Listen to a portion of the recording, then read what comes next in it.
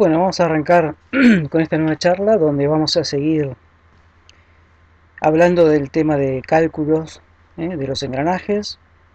Tengamos en cuenta que los distintos métodos de cálculo que nosotros vamos a ver son válidos, por lo menos en su base conceptual, para los distintos tipos de engranajes que nosotros vamos viendo, es decir, para engranajes rectos, engranajes helicoidales, engranajes cónicos. Para todos ellos son válidos, con lo cual nosotros vamos a ver la base orientada al engranaje recto, pero después podemos llegar a marcar las diferencias que esos métodos tienen cuando cambiamos la geometría particular de los otros tipos de engranajes. Pero bueno, recordemos un poco que cuando nosotros hablamos cálculo o diseño de un engranaje, tratamos de decir, bueno, cálculo para resistir qué. Entonces habíamos hablado de los distintos tipos de fallas que los engranajes podían tener y en función de eso nosotros dijimos, bueno, vamos a enfocarnos fundamentalmente en dos tipos de fallas, las que se producen por flexión en la base y las que se producen por fatiga superficial o picadura o pitting. A través de ese ensayo fotoelástico que vemos ahí, se veía claramente esas dos zonas muy críticas de presencia de elevadas tensiones y una de ellas era en la base, donde debido a la flexión que se está produciendo, se va a romper justamente en la zona que resiste la flexión. Y vimos los métodos de Lewis y de Barr como para empezar a entender cuáles eran las variables fundamentales que influían en la resistencia a ese tipo de fallas. De forma tal que si nosotros tuviéramos que hacer un cambio o un rediseño, tener bien en claro qué variable es la o las variables que tendríamos que tener en cuenta para ese cambio. También dijimos que había más métodos y el que vamos a ver también es el método de Buckingham. Y luego Buckingham también analizó el otro tipo de fallas al que hacíamos mención, es el que se produce en el punto de contacto, la picadura o fatiga superficial, que bueno, incluso en la actualidad es un tipo de falla que no se conoce exactamente el mecanismo o el procedimiento por el cual tiene lugar.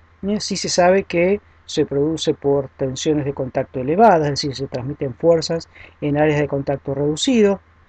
Su pico máximo está muy cerca de la superficie, entonces se superan las tensiones de contacto admisibles de material, a veces por alguna incrustación dura, a veces por una prefisura existente o simplemente por el hecho de alcanzar los valores límites. Entonces se van produciendo microfisuras que llegan hasta la superficie, produciendo pequeños pocitos, que luego van creciendo en tamaño, incrementando el efecto dinámico de aplicación de la carga, el ruido, etcétera, etcétera, aumentando progresivamente y disminuyendo considerablemente la vida útil de ese engranaje. Y también nos queda ver cómo sería un método de cálculo a través de una norma. La norma que nosotros elegimos para presentarles es la norma de la Asociación Americana de Fabricantes de Engranajes, aunque la forma de trabajar es similar en cualquiera de las normas que ustedes pudieran elegir. Bien, entonces sigamos el orden que más o menos teníamos establecido y vamos a Buckingham. Buckingham ya hizo ensayos mucho más detallados. De hecho, fue Lewis quien decidió por qué no hacemos un estudio más concreto, más específico sobre los engranajes, de forma tal de poder cuantificar mejor el efecto de rotura. Y creo que se hizo en la Universidad de Massachusetts, en la Facultad de Ingeniería, y se encargó eh, eh, del estudio a Buckingham. Y Buckingham estuvo alrededor de, no sé, 4 o 5 años haciendo sus ensayos sobre los engranajes y finalmente presentó un método. Este es uno, luego presenta otros métodos más, pero bueno, el sentido tampoco es hacer un estudio de todos los métodos, sino ir presentando algunos que nos puedan marcar, como les dije antes, las variables que influyen. Bueno, la cuestión es que presentó alrededor de 1932 sus conclusiones, sus métodos, y él empezó diciendo, bueno, los dientes eh, están recibiendo una carga que no es estática como había dicho Lewis, sino que es una carga aplicada en forma dinámica, y ese efecto dinámico me origina una fuerza que puede ser varias veces superior a la que nosotros estamos considerando nominalmente, calculándola desde el punto de vista de la potencia que está transmitiendo ese engranaje.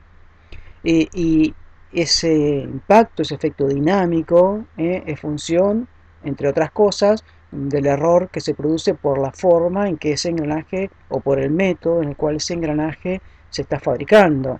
También va a depender de los materiales, va a depender del ángulo de presión, de la velocidad, como también lo había dicho Bart, del tamaño a través del módulo, de la fuerza que esté por transmitir. Entonces dijo, bueno, en realidad la fuerza no es solamente la fuerza tangencial, nominal, que nosotros calculamos a través de la potencia como aparece en la fórmula de ahí abajo, sino que hay que sumarle un incremento por un impacto, por la llama FI, para obtener finalmente la carga o fuerza dinámica. Esa fuerza de impacto es función de algunas variables que ya conocemos, por ejemplo, la velocidad tangencial. Bueno, esta constante que aparece tiene el sentido de eh, homogeneizar las unidades, es decir, está hecha esta constante para que la velocidad tangencial esté en metros por minuto, el ancho en centímetros, la fuerza tangencial nominal en kilos. Luego vamos a ver este factor en kilos por centímetro. Van a encontrar lógicamente en otra bibliografía la misma fórmula con otras constantes y otras unidades. Por ejemplo, podrían poner metros por segundo, newton, etc. Bien, volviendo entonces a lo que estábamos diciendo, las variables que según Buckingham, según todos los ensayos que hizo, influían en el efecto dinámico de aplicación de la carga eran la velocidad tangencial, el ancho, la fuerza tangencial, que se repiten también acá abajo, por eso no volví a poner las unidades acá abajo, porque son las mismas que están acá arriba, y aparece otro factor, este factor C, que sería el factor o coeficiente dinámico. Este coeficiente dinámico, Buckingham determinó que era función de la elasticidad de los materiales, que ahí aparecen como E1 y E2, es decir, el módulo de Young o módulo de elasticidad de los materiales, y de un valor o factor K, que es función del error producto del método de fabricación de ese engranaje. Y estableció que para algunos perfiles estándares, bueno, por ejemplo, para un diente de altura completa y 20 grados de presión, ese factor K valía 0,111 por el error que se tenía según el proceso de fabricación. Esto, bueno, uno podía en su momento eh, hacer las fórmulas, calcularlas, o directamente se tabuló, se calculó para los materiales más comúnmente usados, los perfiles más comúnmente usados, la forma de encontrar el factor dinámico directamente en una tabla. Fíjense que están los materiales, acá estarían incorporados los E1 y E2, el ángulo de presión, acá estaría incorporado el perfil, y acá estaría distintas columnas teniendo en cuenta los distintos errores que podría tener ese engranaje en su fabricación.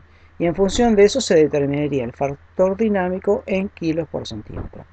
Bueno, si uno ya directamente conociera el error que tiene en la fabricación de ese engranaje, entraría directamente en esta tabla y obtendría el valor de C. Pero también hay un procedimiento que nos permitiría inclusive guiarnos en cuanto a cuál sería el procedimiento de fabricación adecuado. Y es así que Buckingham nos dice, bueno, tenés una serie de tablas que te pueden ayudar. Por ejemplo, la de la derecha, donde tienen la velocidad tangencial en el eje horizontal y el error admisible en el eje vertical. Entonces lo que le dice acá Buckingham es decir, bueno, para tal velocidad tangencial no sería bueno, por eso pone admisible, que se fabrique con un error mayor que el que figura acá. Porque de otra manera el efecto dinámico que se originaría a esa velocidad sería muy importante.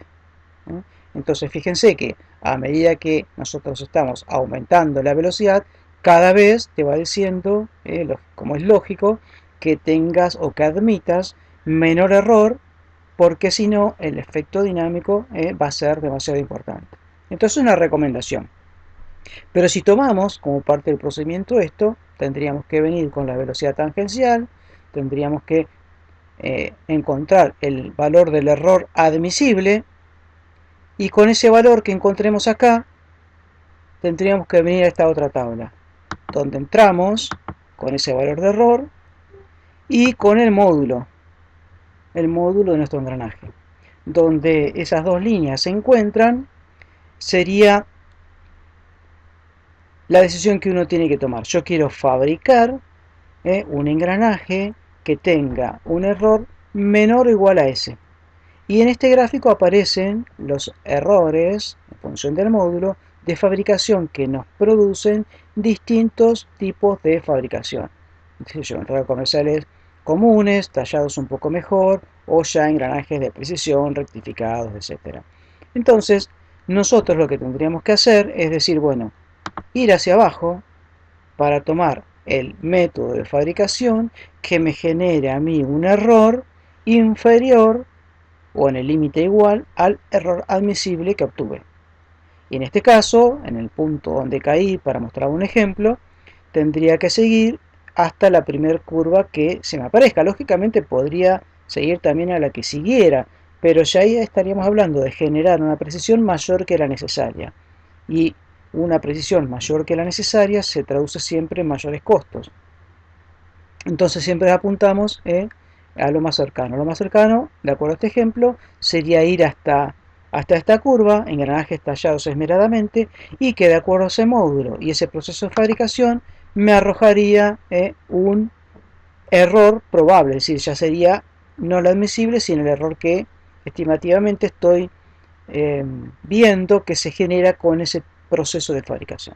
Entonces, una vez determinado ese error, que es el que probablemente voy a tener en la fabricación de ese engranaje, bueno, con ese valor puedo venir a esta tabla, como les mencioné antes, con los materiales de los engranajes y el perfil del diente, obtener rápidamente el factor dinámico, que era el factor que nos estaba faltando para determinar el coeficiente dinámico, y a través de él la fuerza de impacto, y a través de ella, sumándole la fuerza tangencial, la fuerza dinámica.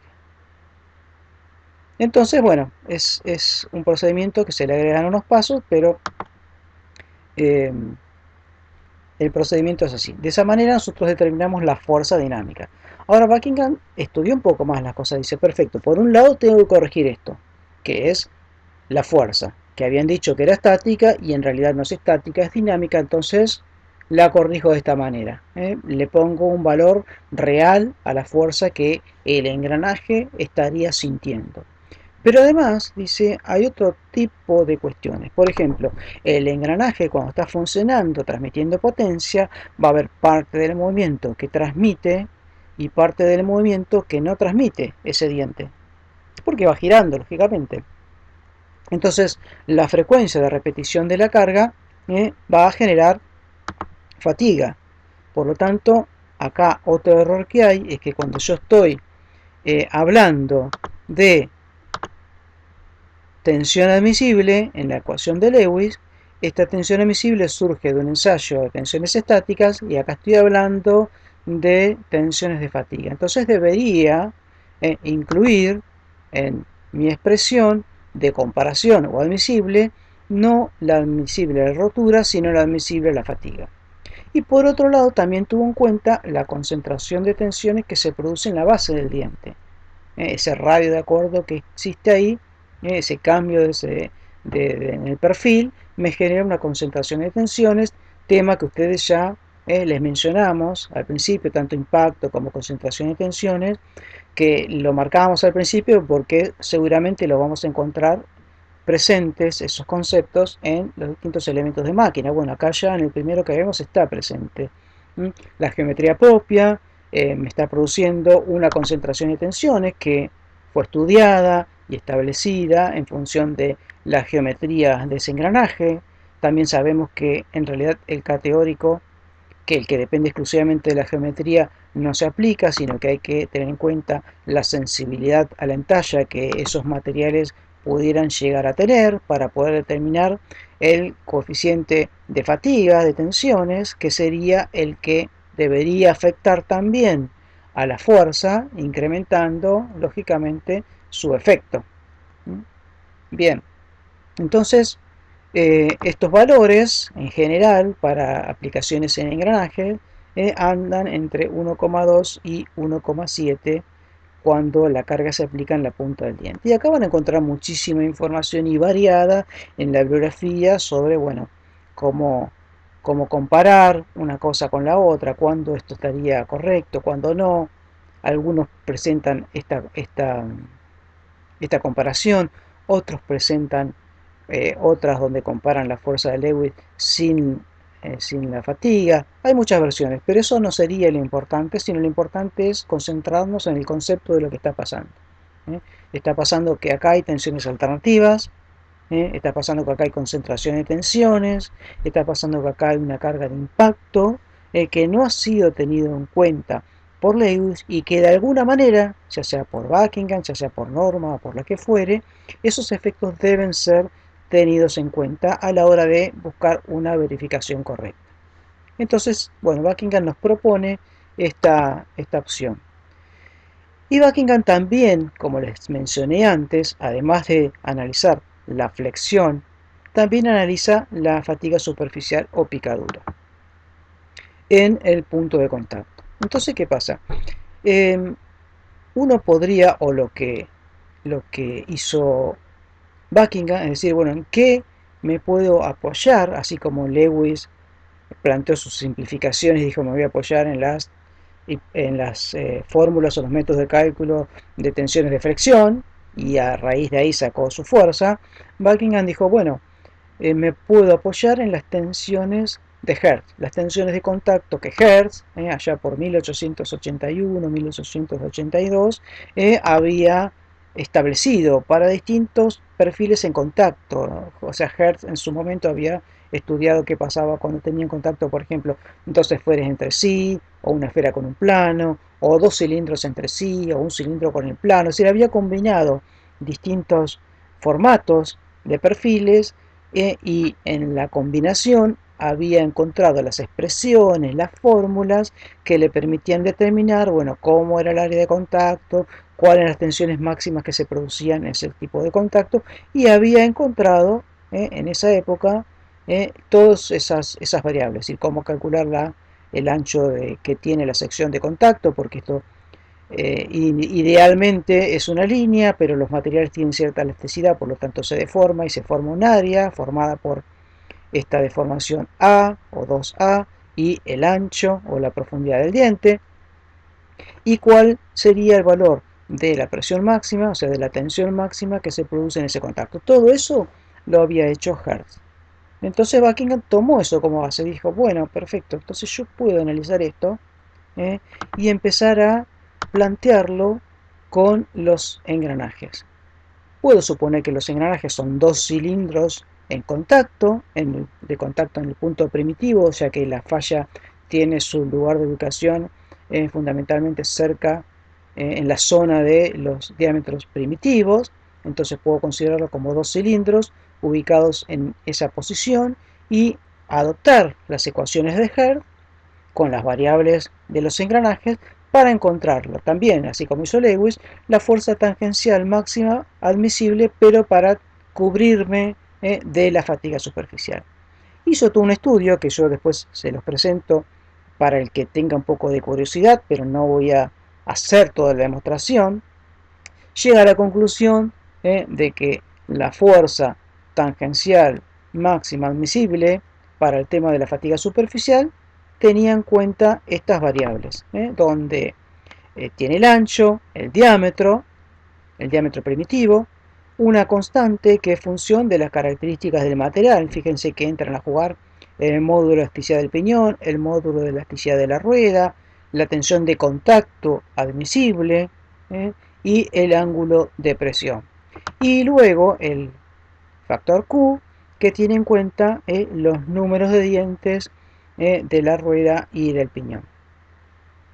Pero en definitiva, si uno lo piensa un poco y trata de no concentrarse tanto en la fórmula en sí, uno conceptualmente se da idea de que la tensión de contacto va a depender de las curvaturas de los perfiles, que están establecidas a través de los diámetros, va a depender de la elasticidad de los materiales, porque ellos nos van a dar cuánta área de contacto se va a formar cuando estén en contacto esos dos perfiles. Lógicamente va a depender también de lo que admita, de lo máximo admisible de tensión de contacto que tenga, y lógicamente también del ancho del diente que estaría formando junto con la deformación que uno ve de frente, toda el área de contacto que soporta esta fuerza. Eso conceptualmente uno se da idea. Y a veces observar una fórmula, si uno no conoce el camino, puede llevar a errores. Si yo miro estas expresiones, que son las que aparecen en la mayor parte de la bibliografía, digo, epa, mira, depende del diámetro del piñón y no depende del diámetro de la rueda. Y sería una conclusión errónea, porque acuérdense que lo que hizo Buckingham, a ver si vuelvo un poquito para atrás, es encontrar la fuerza que hay en el contacto.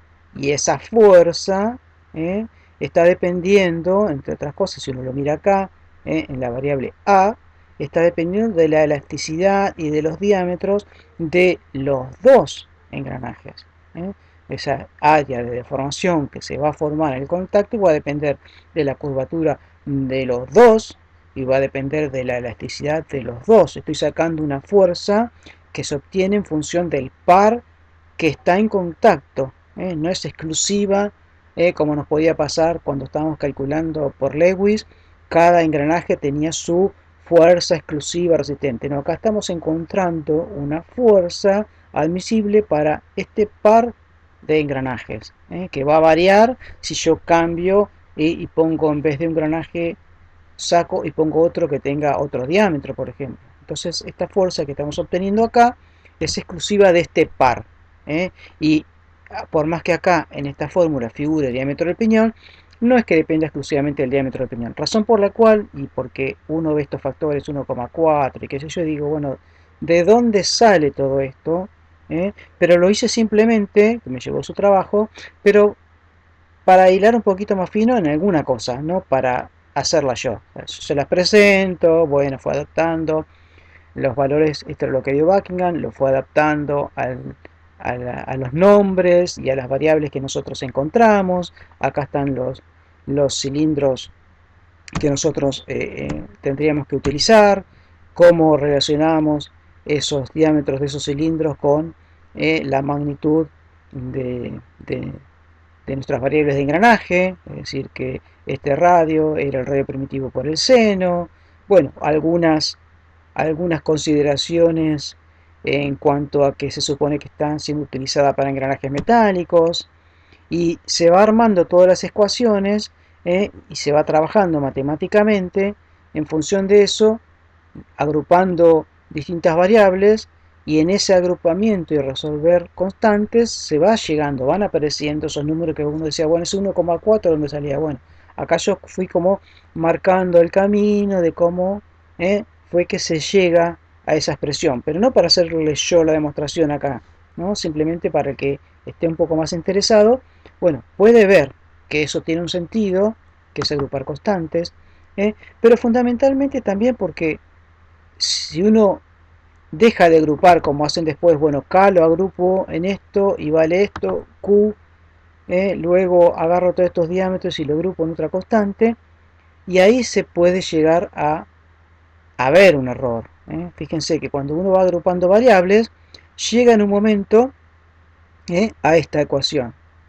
Esta sería la ecuación sin separar nada todavía, donde se ve claramente que depende de la elasticidad de los materiales, se ve claramente que depende de los diámetros de los dos engranajes. Acá, como recién les presenté la ecuación final y aparecía solamente el diámetro del piñón, pero acá, cuando yo estoy viendo la expresión completa, yo veo que también depende, como es lógico, del diámetro de la rueda. Entonces, ¿qué pasó en el camino para que las expresiones generales que me presenten no figuran? Bueno, por eso es que armé toda esta deducción, para que ustedes la vayan siguiendo tranquilamente, y después empiezan a decir, bueno, todo esto que depende del material y del ángulo de presión, que lo puedo, ¿por qué lo hago? Porque lo puedo tabular. Si yo conozco los materiales, conozco el ángulo de presión, este factor K, lo puedo tabular y resolver esto rápidamente. Entonces, por esa razón, es como que empiezan a agrupar variables para facilitar luego, para hacer más práctico luego la resolución. También acá, los diámetros, yo no sé, por ahí no es algo que yo pueda trabajar muy fácilmente. Entonces, bueno, acá aparece, me anticipé un poquito, este K lo puedo tabular. Acá van a encontrar las tablas donde en función de los materiales aparece el valor de K para los distintos perfiles. Acá van a encontrar bibliografía muy variada. Acá, por ejemplo, esta tabla está en función, fíjense, para la dureza promedio, es decir, que el valor que va acá no es la dureza ni del piñón ni del engrane, sino que es el promedio. Por ejemplo, uno tiene 100 y el otro tiene 200, el promedio es 150 y tendría que usar entonces el valor de esta fila. ¿eh? Hay otros que ponen las combinaciones de dureza, bueno, hay una variedad en la bibliografía, pero a lo que yo quería llegar es que ustedes tengan en cuenta que está armada para un piñón adecuado a otro engranaje, es decir, es a la unión de ellos, no exclusivamente del piñón o exclusivamente del engrane. Por eso es que acá dice promedio. Bien, entonces siguiendo con este análisis, es fácilmente tabulable, digamos, ese parámetro, y luego si seguimos analizando, reemplazaban todo lo que tenga que ver con los diámetros por otra variable que llamaban Q.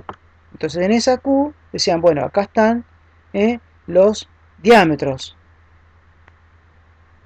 Entonces decían, bueno, pero para llegar a este Q, yo uno de los diámetros que estaba acá adentro lo dejé afuera. Fíjense, vengo acá, 2 por diámetro del piñón, diámetro de la rueda.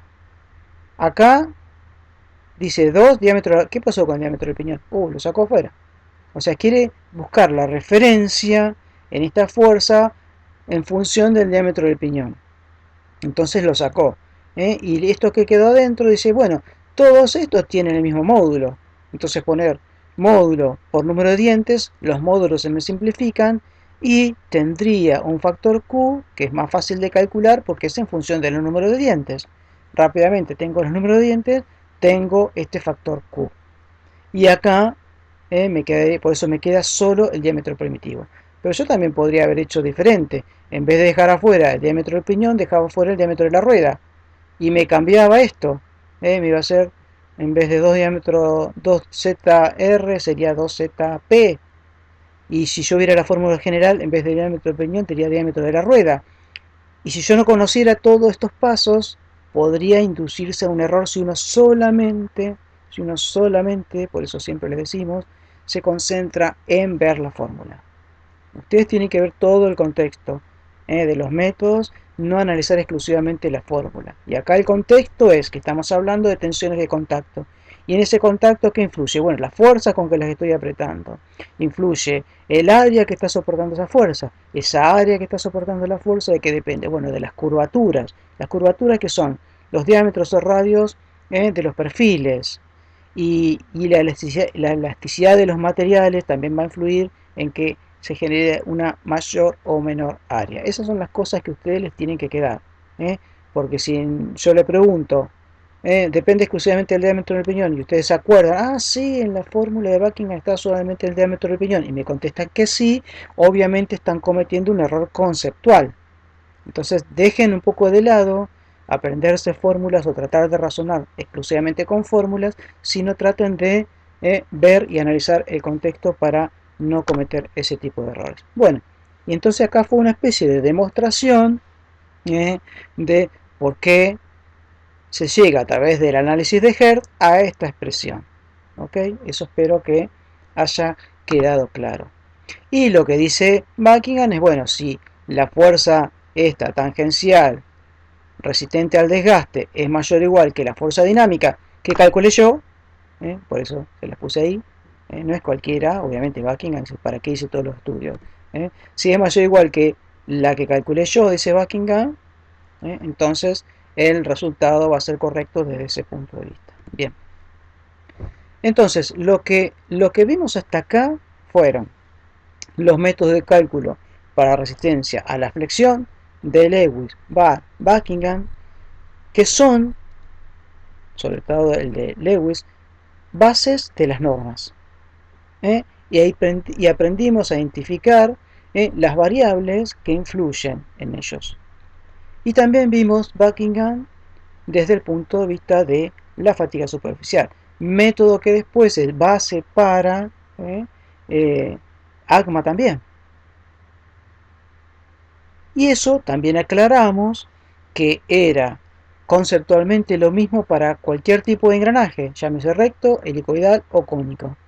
Con lo cual podemos extrapolar lo analizado para los otros engranajes que ya ustedes vieron la geometría, como son los engranajes helicoidales y como son los engranajes cónicos. Entonces eso es lo que vamos a hacer. Vamos a ver en qué cambian estos métodos cuando yo cambio el tipo de engranaje. Y vamos a ver si realmente es importante o no desde el punto de vista conceptual.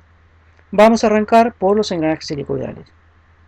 Ya para los rectos lo vimos todo. Vamos a ver ahora los helicoidales. ¿Cómo arrancamos con los rectos? Dijimos, bueno, vamos a ver primero las fuerzas que se están produciendo para ver luego el análisis de las tensiones. Y acá hacemos lo mismo. Ustedes ya vieron las fuerzas que se producían en los engranajes, o sea, vieron la geometría. Entonces, ahora la fuerza es una fuerza normal. Siempre la fuerza que un pundiente empuja al otro es una fuerza normal, que ustedes ya vieron que esa fuerza normal está aplicada con respecto a este plano con un ángulo conocido como ángulo de presión normal. Ahora esa fuerza, nosotros ¿qué hacíamos cuando teníamos recto? La descomponíamos en una fuerza tangencial y una fuerza radial, porque lo veíamos de acá del frente, como si tuviéramos solamente lo que está acá en el frente, es decir, un ángulo de presión, la fuerza normal, y decíamos, esta fuerza normal lo descomponemos en una fuerza tangencial y en una fuerza radial. Perfecto. Bien, esa fuerza tangencial, al igual que hacíamos en rectos, es la fuerza que uno puede calcular. ¿Por qué? Porque depende de la potencia. Ya hablamos también de este tema. La fuerza tangencial por la velocidad tangencial es la que me produce la potencia. Entonces yo, como tengo la potencia de dato, esta fuerza es fácilmente calculable en función de ella. Entonces, como dato siempre voy a tener la fuerza tangencial. Y a mí me interesaría saber, entonces, bueno, cómo calcular a partir de ella la fuerza radial y la fuerza axial. Entonces tengo que aprender a manejarme con los ángulos propios de esta nueva geometría, que es lo que ustedes ya vieron. Por ejemplo, si quisiera calcular la fuerza radial, la relación entre ellos está a través del ángulo de presión transversal o circular. Es decir, si lo miro de frente pasa exactamente lo mismo que pasaba con un engranaje recto. Es decir, existe una relación entre esas fuerzas que tiene que ver con el ángulo de presión que yo veo en ese plano. Entonces, puedo rápidamente calcular la fuerza radial como la fuerza tangencial por la tangente del ángulo de presión transversal. Ahora, si quiero analizar la otra fuerza, la fuerza axial, ahí ya va a entrar a jugar el ángulo de la hélice. Fíjense, tengo que mirar el plano que sería del piso, el de abajo de este cubo dibujado, y tendría que la fuerza tangencial y la fuerza axial, lo veo acá abajo, están relacionadas a través del ángulo de inclinación de la hélice y también están relacionados a través de la tangente, porque en este lado quedaría la fuerza axial. Entonces la fuerza axial sería la relación entre, perdón, en la tangente del ángulo de la hélice sería la relación entre la fuerza axial y la fuerza tangencial. Son los dos catetos, el opuesto y el adyacente al ángulo de la hélice. Por lo tanto, con estas dos sencillas expresiones, yo puedo rápidamente relacionar mi fuerza tangencial con ellas, a través de esos ángulos característicos que ustedes ya vieron.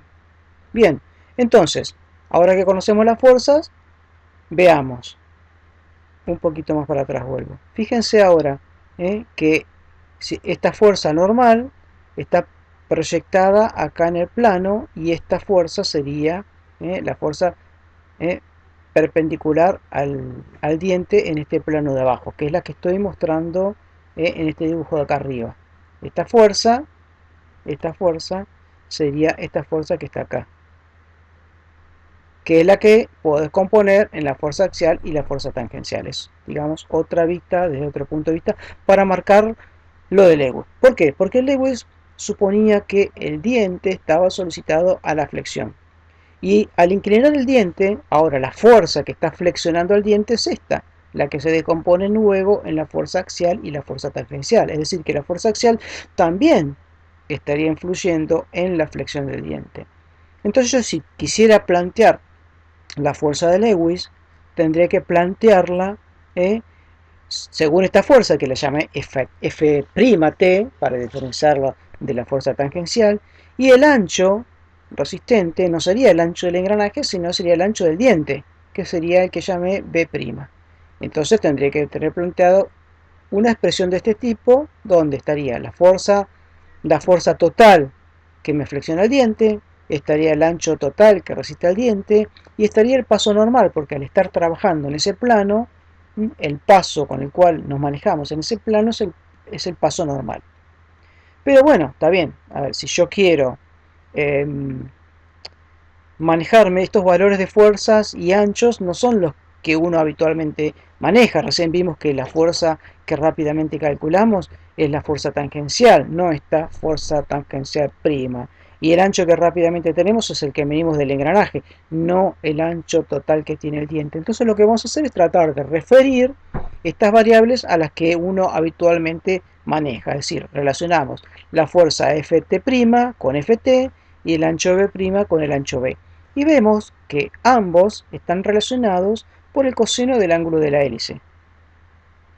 Razón por la cual si incorporamos sus relaciones en esta expresión, nos va a quedar algo muy parecido a lo que ya vimos en rectos. Vamos a ver la fuerza tangencial, vamos a ver el ancho del engranaje y vamos a ver el paso, pero en este caso el paso normal. Pero la expresión es muy parecida a la que nosotros vimos. Y si le hacemos la fuerza máxima según Lewis, donde en vez de la tensión de flexión poníamos la admisible, que es la de rotura sobre 3, y vemos la expresión, es muy similar, por no decir igual, a la de rectos. El ancho, factor de forma, el paso que era el normal y la tensión admisible.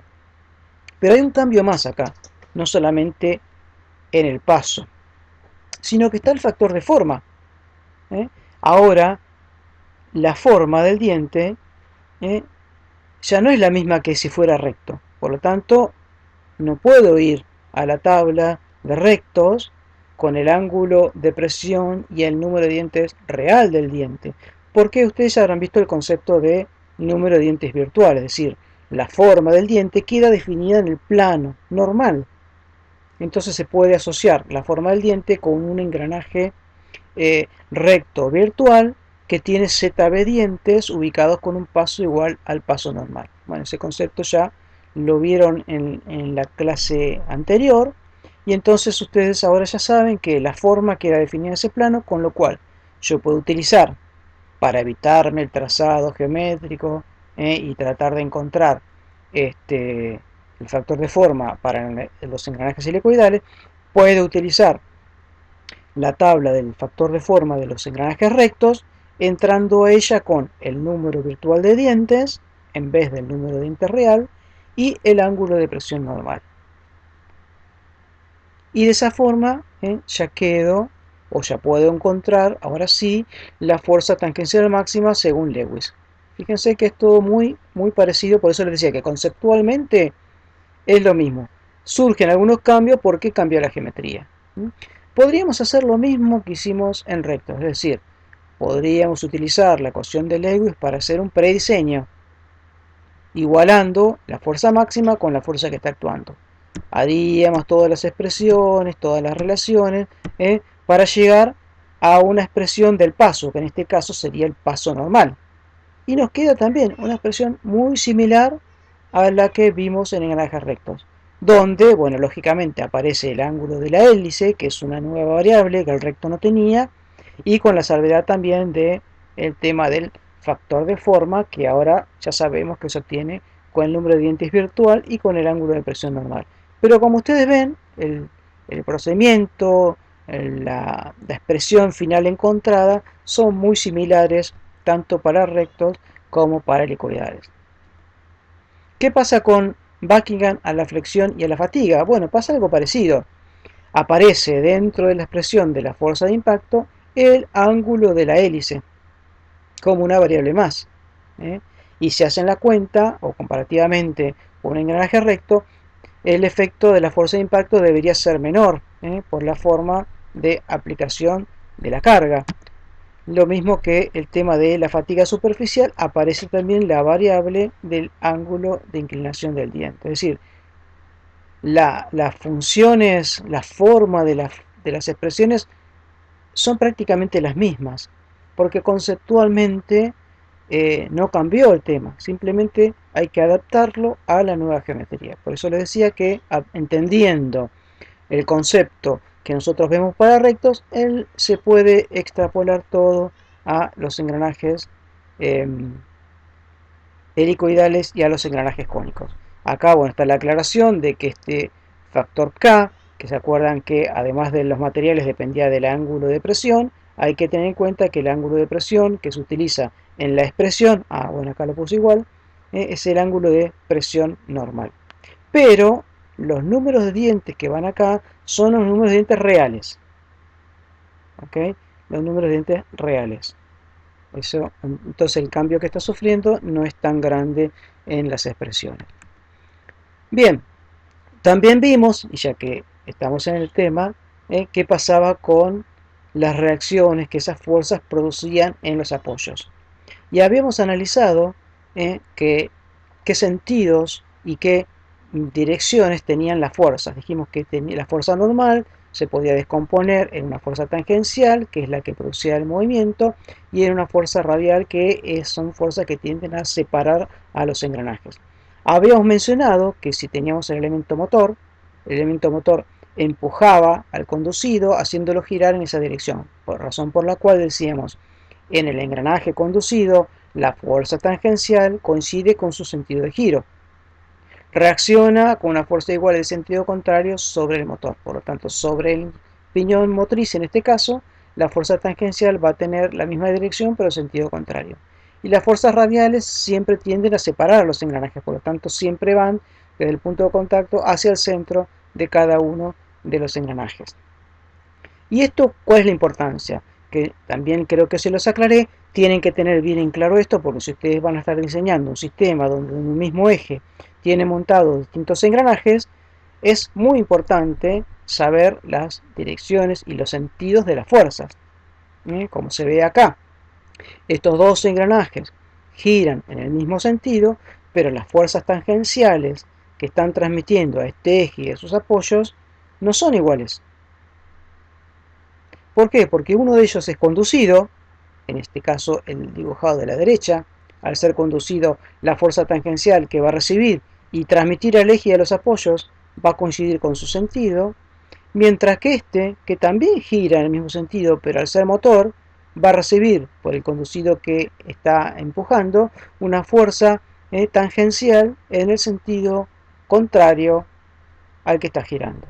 Y eso va a afectar, cuando ustedes hicieran la sumatoria de fuerza de momentos sobre el eje y sobre los apoyos, les afecta.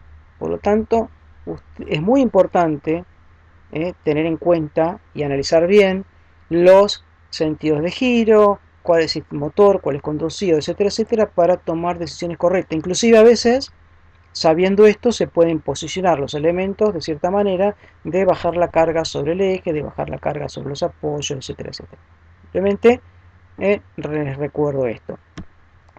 También vimos, le estoy explicando porque de acá pasamos al helicoidal, qué reacciones, ya que estamos hablando de las reacciones, producían. Habíamos hablado que estaban las dos fuerzas, la tangencial y la radial, y dijimos, bueno, la fuerza radial empuja al eje hacia abajo en este caso, y va a generar las dos reacciones que eviten ese desplazamiento. La fuerza tangencial es la fuerza que va a hacer girar, pero además tiende a desplazar el eje en el sentido indicado, por lo cual hay que también genera esa par de reacciones para evitar ese desplazamiento. Esto, tanto el concepto de el sentido de las fuerzas como las reacciones de apoyo que produce, es exactamente lo mismo para engranajes helicoidales. Es decir, la fuerza tangencial y la fuerza radial es exactamente igual que lo que analizamos para rectos. Lo único que ahora se nos aparece es una fuerza axial. ¿eh? Una fuerza axial que va a estar influida por también si es motor, si es conducido y además por el sentido de la hélice. Es decir, el sentido de la hélice también a mí me va a influir en el sentido que va a tener esa fuerza axial. Y también va a influir, fíjense, que acá tengo dos engranajes con hélice izquierda y las fuerzas axiales que están transmitiendo van en sentidos contrarios. Cuando uno por ahí por lógica decía, bueno, tiene la misma inclinación, las fuerzas axiales van para el mismo lado. Y no, porque uno es motor y el otro es conducido. Entonces ese punto también tienen que analizarlo ustedes cuando vean el tema de las reacciones de apoyo. Y esa fuerza axial que se estaría generando también me generaría reacciones extra. Primero la más clásica, bueno, ahí pongo para analizar como hago siempre, para que el equilibrio no se me altere, y para no olvidarme de algunas reacciones, la pongo sobre el eje de giro. Y ahí encuentro que estas dos, es decir, la fuerza axial con la otra imaginaria que pongo acá que no altera el equilibrio, hacen un giro, me generan un giro, que es el que muchas veces no se tiene en cuenta y que me estaría generando reacciones en los apoyos tendientes a evitar ese giro. Es decir, que en el apoyo B, en este sentido, yo no solamente tendría la reacción para la fuerza radial, sino que también tendría una reacción que tiende a evitar el giro que me está queriendo hacer la fuerza axial. Lo mismo en este apoyo. En este apoyo A, en esta dirección, no solamente tendría la reacción a la fuerza radial, sino también la reacción que tienda a compensar ese giro que me quiere producir la fuerza axial. Y luego, bueno, sí, estaría la clásica, la que a uno siempre se le ocurre primero, que es la reacción en la misma dirección y sentido contrario sobre uno de los apoyos. Sobre uno de los apoyos. Si bien ustedes todavía no vieron rodamientos, ya les anticipo que es sobre uno de los apoyos el que se va a bancar la totalidad de ese esfuerzo. Por lo tanto, cuando hagan eh, genérico para dejarlo expresado, para cuando calculen los ejes y los rodamientos, tengan en cuenta que solo uno de los rodamientos va a cumplir ese sentido de anular esa fuerza en esa dirección.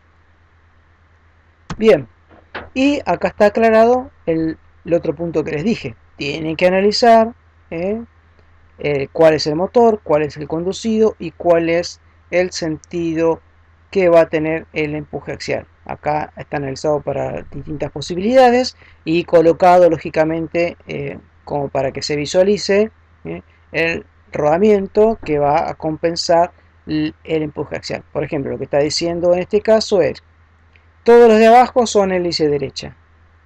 Todos los de abajo son hélice derecha. Están girando en el sentido que indican las flechas, es decir, estos dos yendo hacia el centro. Y entonces me dice, para este caso, el empuje axial en el engranaje motor va a estar de este lado, así que voy a tener que poner, va a tener un sentido hacia la izquierda, por lo tanto voy a tener que tener un apoyo que me impida ese movimiento en esa dirección. Y en el conducido va a ser siempre el sentido contrario, por el principio de acción y reacción. Si yo determino el sentido en uno de los engranajes, el otro va a tener el sentido opuesto. Bueno, entonces tengo acá las distintas combinaciones que se me pueden presentar como para analizar y tener bien presente cuál sería el sentido de esa fuerza axial. Bien, vamos a ver ahora lo mismo pero para cónicos, es decir, bueno, arrancamos igual.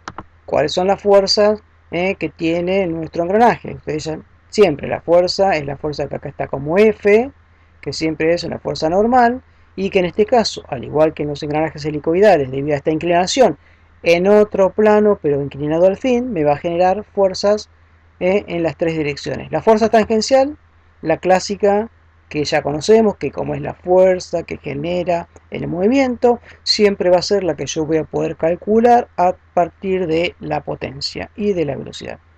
Y luego tendré la fuerza axial y la fuerza radial, que son las que ahora debo tratar de determinar. Para ello, tengo que tener bien en claro los ángulos.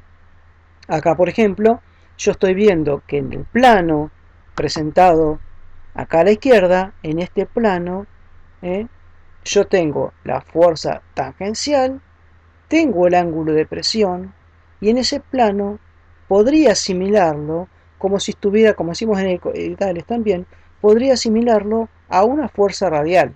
O sea, si yo miro en este plano y está la fuerza tangencial, esta podría asimilarlo a una fuerza radial como era en los engranajes. Por lo tanto, podría llamarlo Fr'. Eso me serviría para una primera relación, es decir, por ejemplo, yo sabría que esa fuerza radial, que no es radial, pero si lo asimilo con lo recto, estaría relacionado con la tangencial por la tangente del ángulo de presión, que sí lo estoy viendo en ese plano.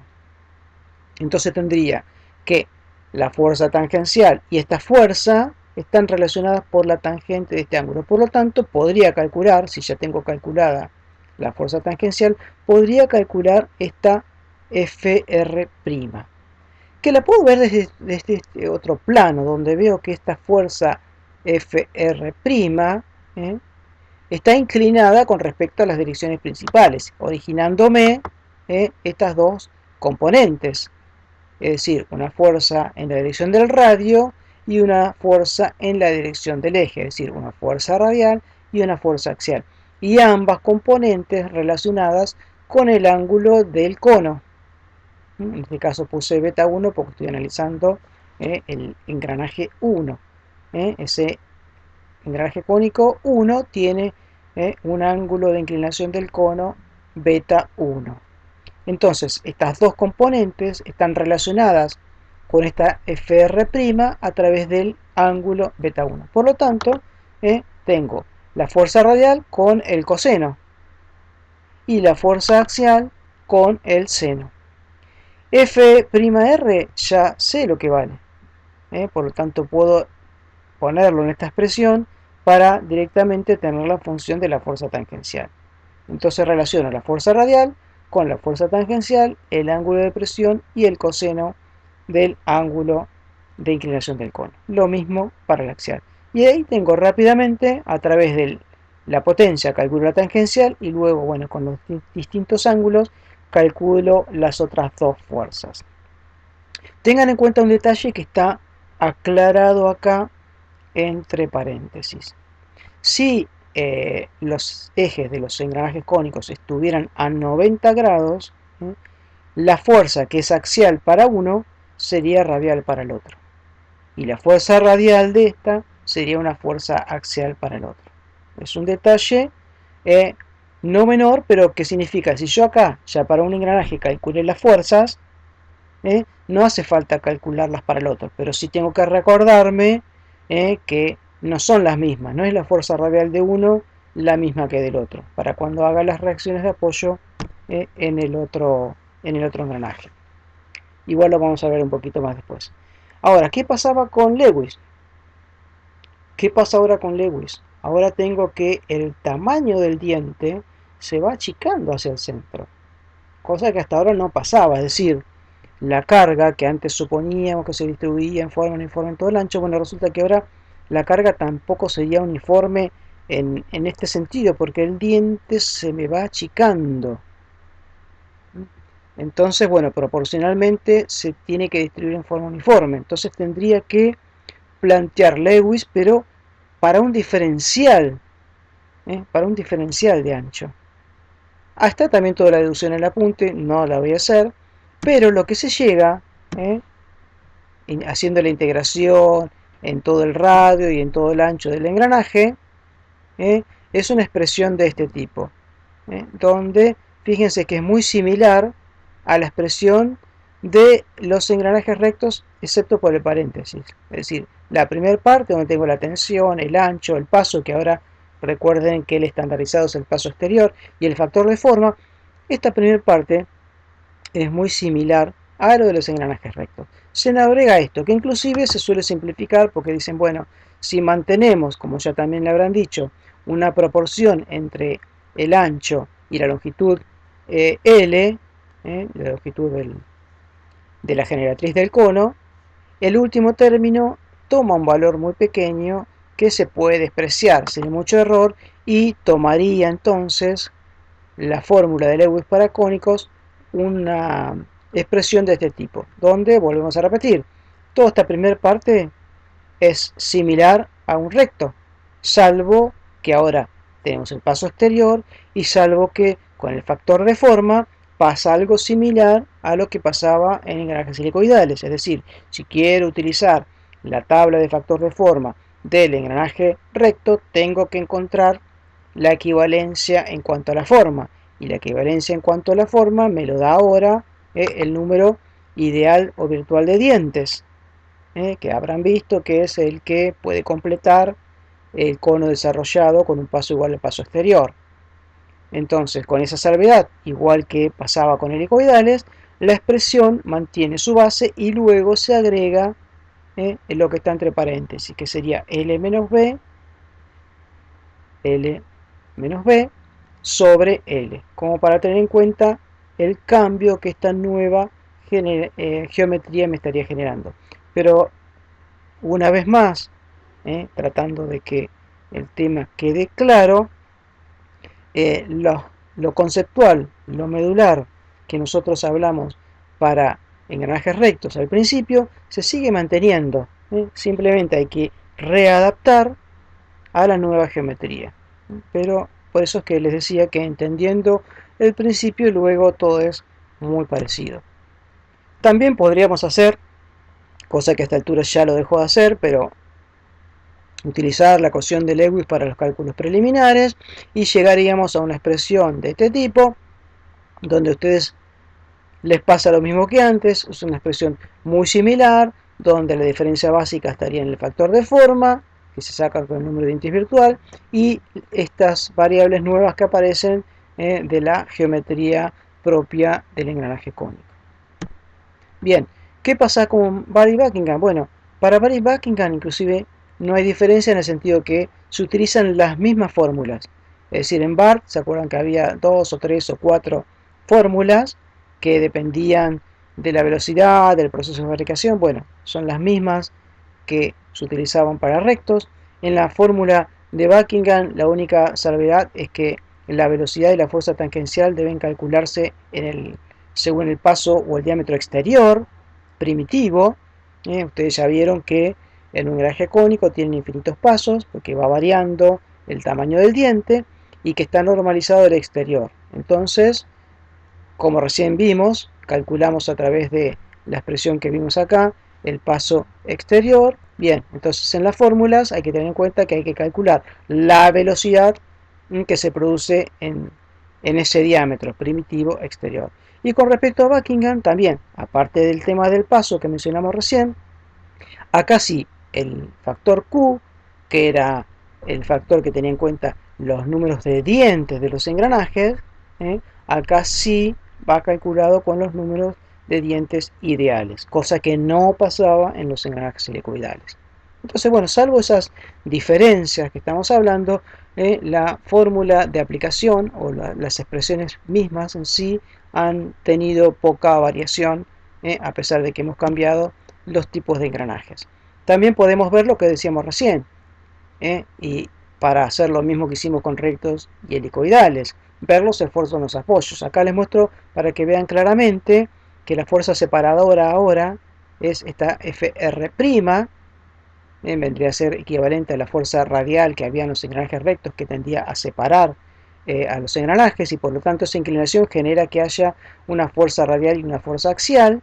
Y acá está lo que le comentaba: si tenemos los ejes a 90 grados, la fuerza que para este engranaje es axial porque sigue la dirección del eje, para este es radial porque sigue la dirección del radio.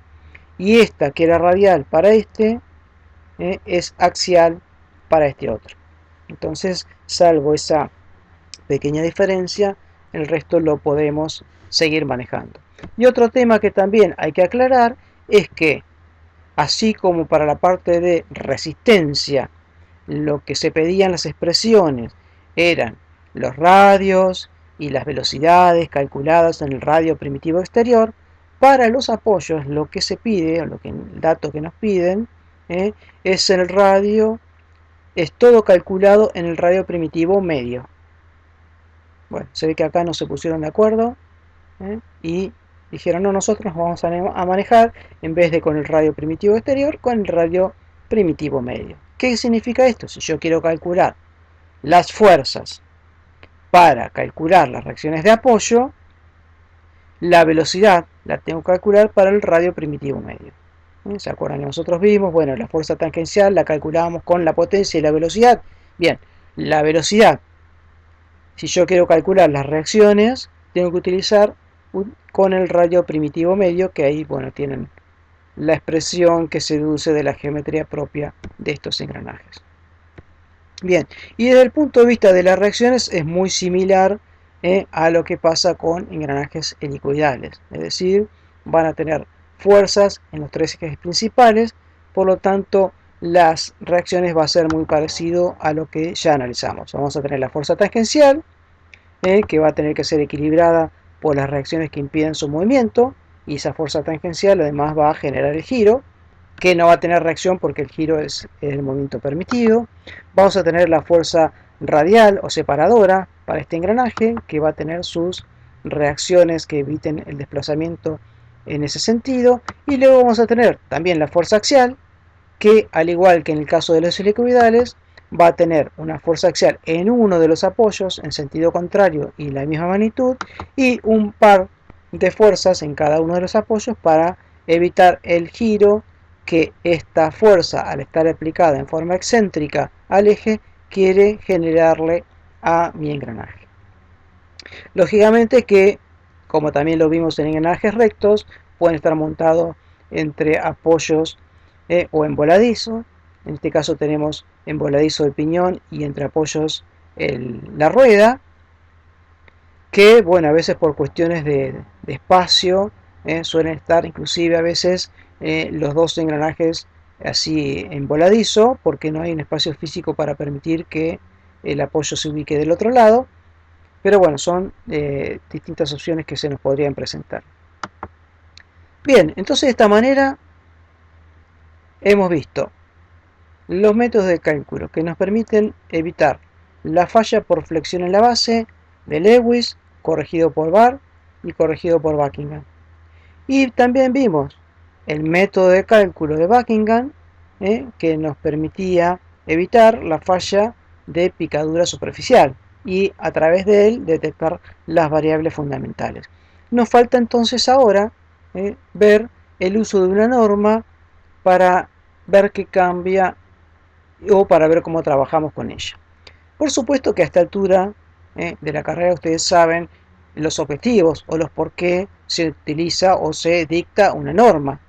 Nos orienta, nos permite coordinar, nos simplifica a nosotros lo que tenemos que hacer, unifica criterios. Eso lleva siempre a que se reduzcan los costos, reflejados tanto en el tiempo que nos llevaría de otra manera y en el trabajo también que tiene atrás la experiencia de todos los que forman parte de esa norma.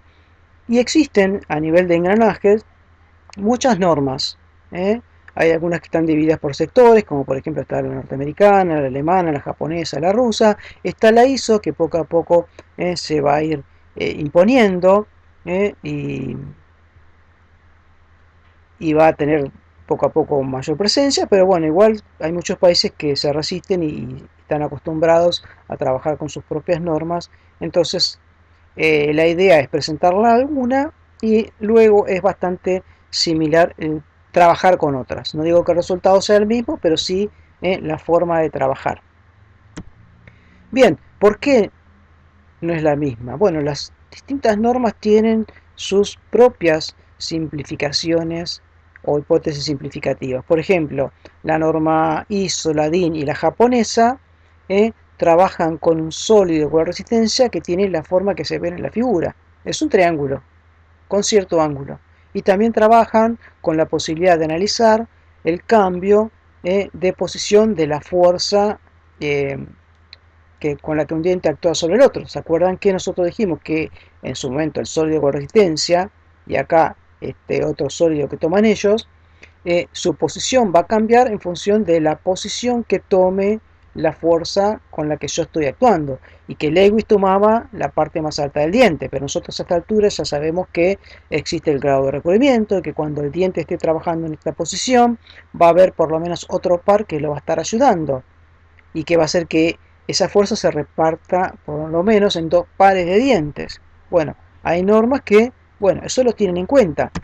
La AGMA, por ejemplo, sigue trabajando con la parábola como sólido con resistencia, pero ya también tiene en cuenta el hecho de que la posición más desfavorable no siempre es la parte más alta del diente. También difieren las normas en cómo consideran el cambio de la fuerza a lo largo del contacto del diente. Algunas las consideran que es un poco más progresivo, otras que va generando saltos, y bueno, eso también lógicamente cambia las expresiones, los resultados, etcétera, etcétera. Razón por la cual siempre les decimos no mezclen una norma con la otra. No mezclen un método con otro.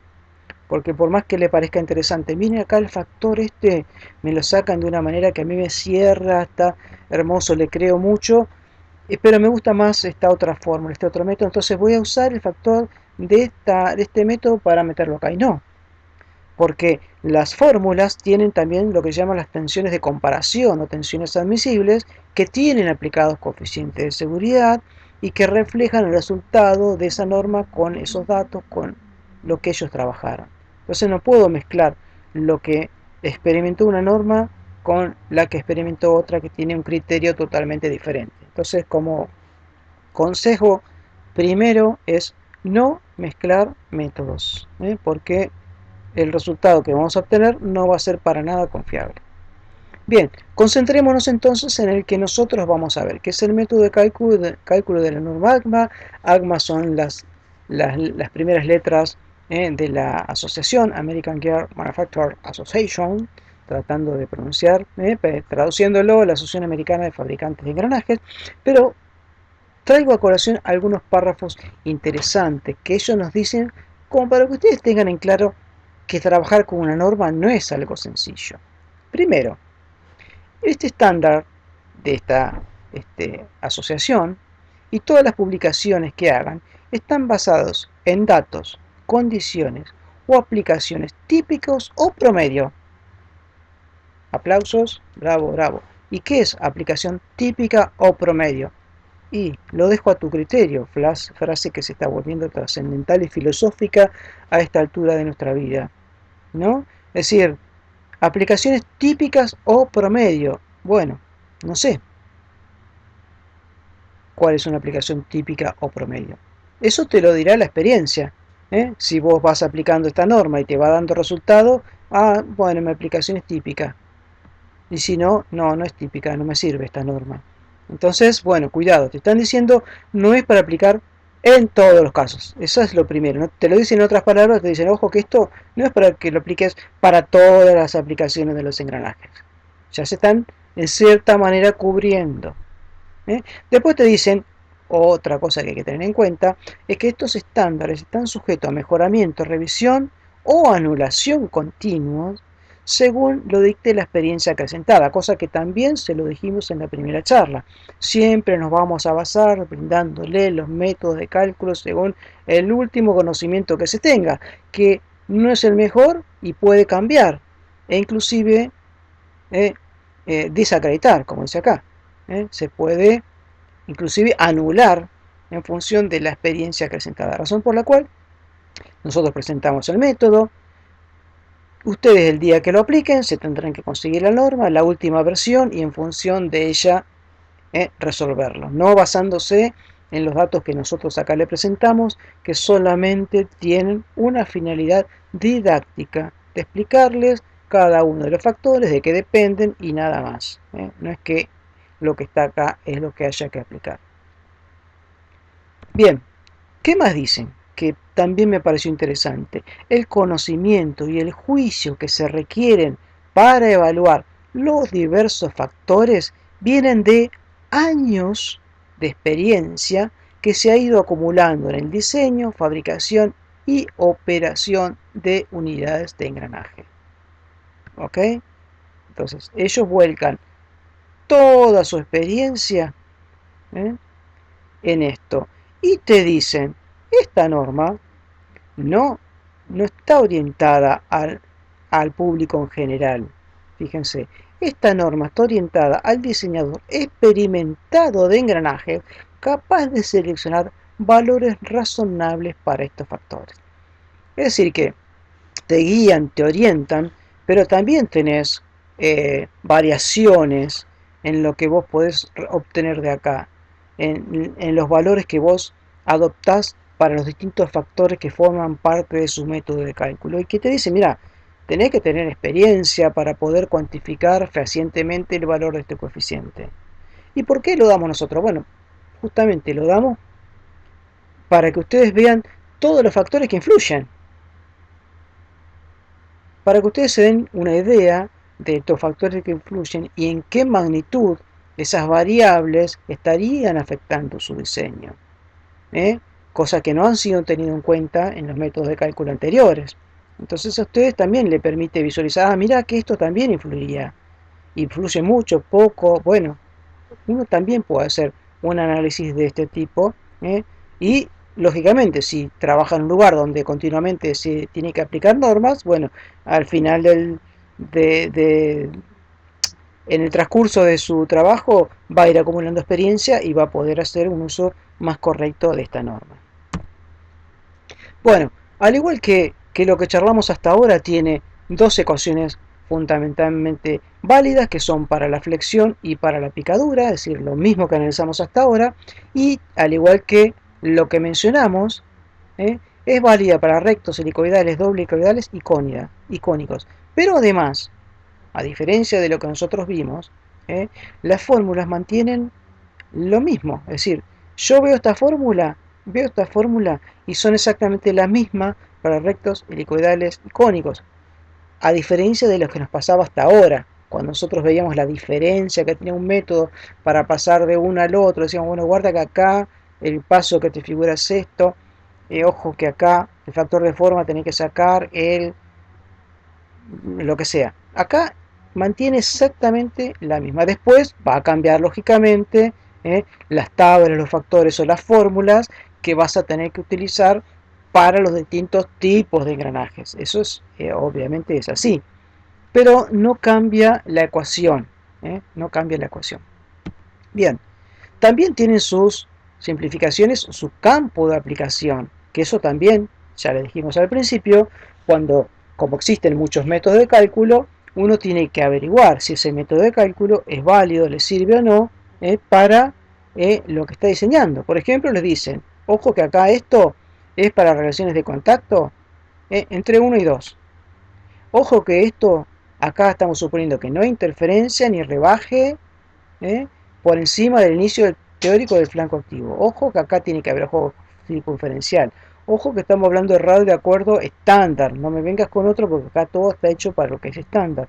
Y también estamos despreciando fuerzas de rozamiento. Y las fórmulas que le vamos a presentar ahora son para engranajes externos. Entonces, bueno, todo este tipo de cosas son las que ustedes tienen que visualizar antes de aplicar un método de cálculo para ver si es algo válido para el caso de que ustedes están analizando. No existe un método universal válido para todo. Esa idea, métansela en la cabeza ya. Si no sería todo tan fácil, no es todo tan fácil. Todo tiene sus limitaciones, sus simplificaciones, su campo de aplicación y uno tendrá que analizar el caso particular y tratar de buscar lo más adecuado para ello. Bien, ¿qué cambia con lo que nosotros vimos con respecto a Lewis? Bueno, considera el efecto de la fuerza radial, que nosotros, o Lewis, lo había despreciado. Considera la concentración de tensiones como lo hizo Buckingham. Considera los efectos de tener varios dientes en contacto, que hasta ahora no había sido analizado. Considera que la carga está aplicada en forma dinámica, cosa que también hicieron Barr y Buckingham, y considera también, que hasta ahora no se había hecho, que la distribución de la carga no es uniforme en todo el ancho. Entonces fíjense cómo fue corrigiendo o modificando todas las simplificaciones que Lewis había hecho, pero la mantiene como base, es decir, tomo esto como base y lo empiezo a corregir, a modificar. No es que lo doy por inválido, lo anulo y arranco de cero por otro lado. Por eso les decía la importancia de ver la historia, la importancia de ver esos métodos tan básicos, pero tan prácticos, porque me dicen enseguida o me identifican enseguida las variables importantes, que era lo que nosotros le queríamos transmitir. Y acá lo que quiero hacer es como que ustedes vayan viendo el cambio que hay entre lo que vimos y la norma, para ver las similitudes y las diferencias. Para ello, parto de Lewis Barr. ¿Qué me decía Lewis Barr? Bueno, por ejemplo, me decía que la fuerza admisible del diente era función del ancho, del factor de forma, del paso, de la tensión admisible y de un coeficiente dinámico de velocidad, que podía estar aplicado de este lado, multiplicando, o podía ser el inverso aplicado de este lado.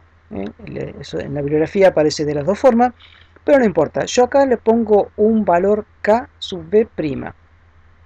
Primero, voy adecuando la nomenclatura. Voy a ir adecuando la nomenclatura de las variables para poder reconocerla en la ecuación de la AGMA. Y segundo, le pongo una versión prima, digámosle, porque en la AGMA hay algo parecido a esto. No es el mismo valor, pero hay algo parecido. Entonces, como hay algo parecido, lo pongo así para reconocerlo.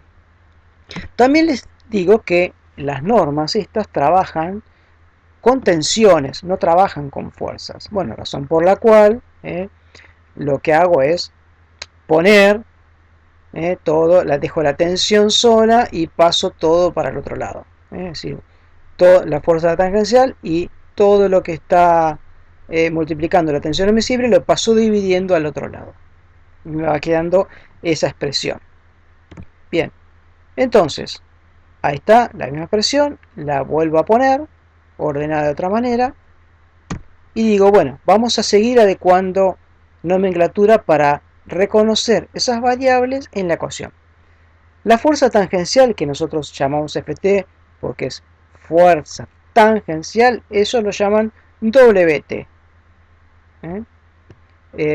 Ya me empiezan a cambiar las letras y tenemos que aprender a reconocerlas. Cuando vemos en la ecuación Wt, sabemos que es la fuerza tangencial.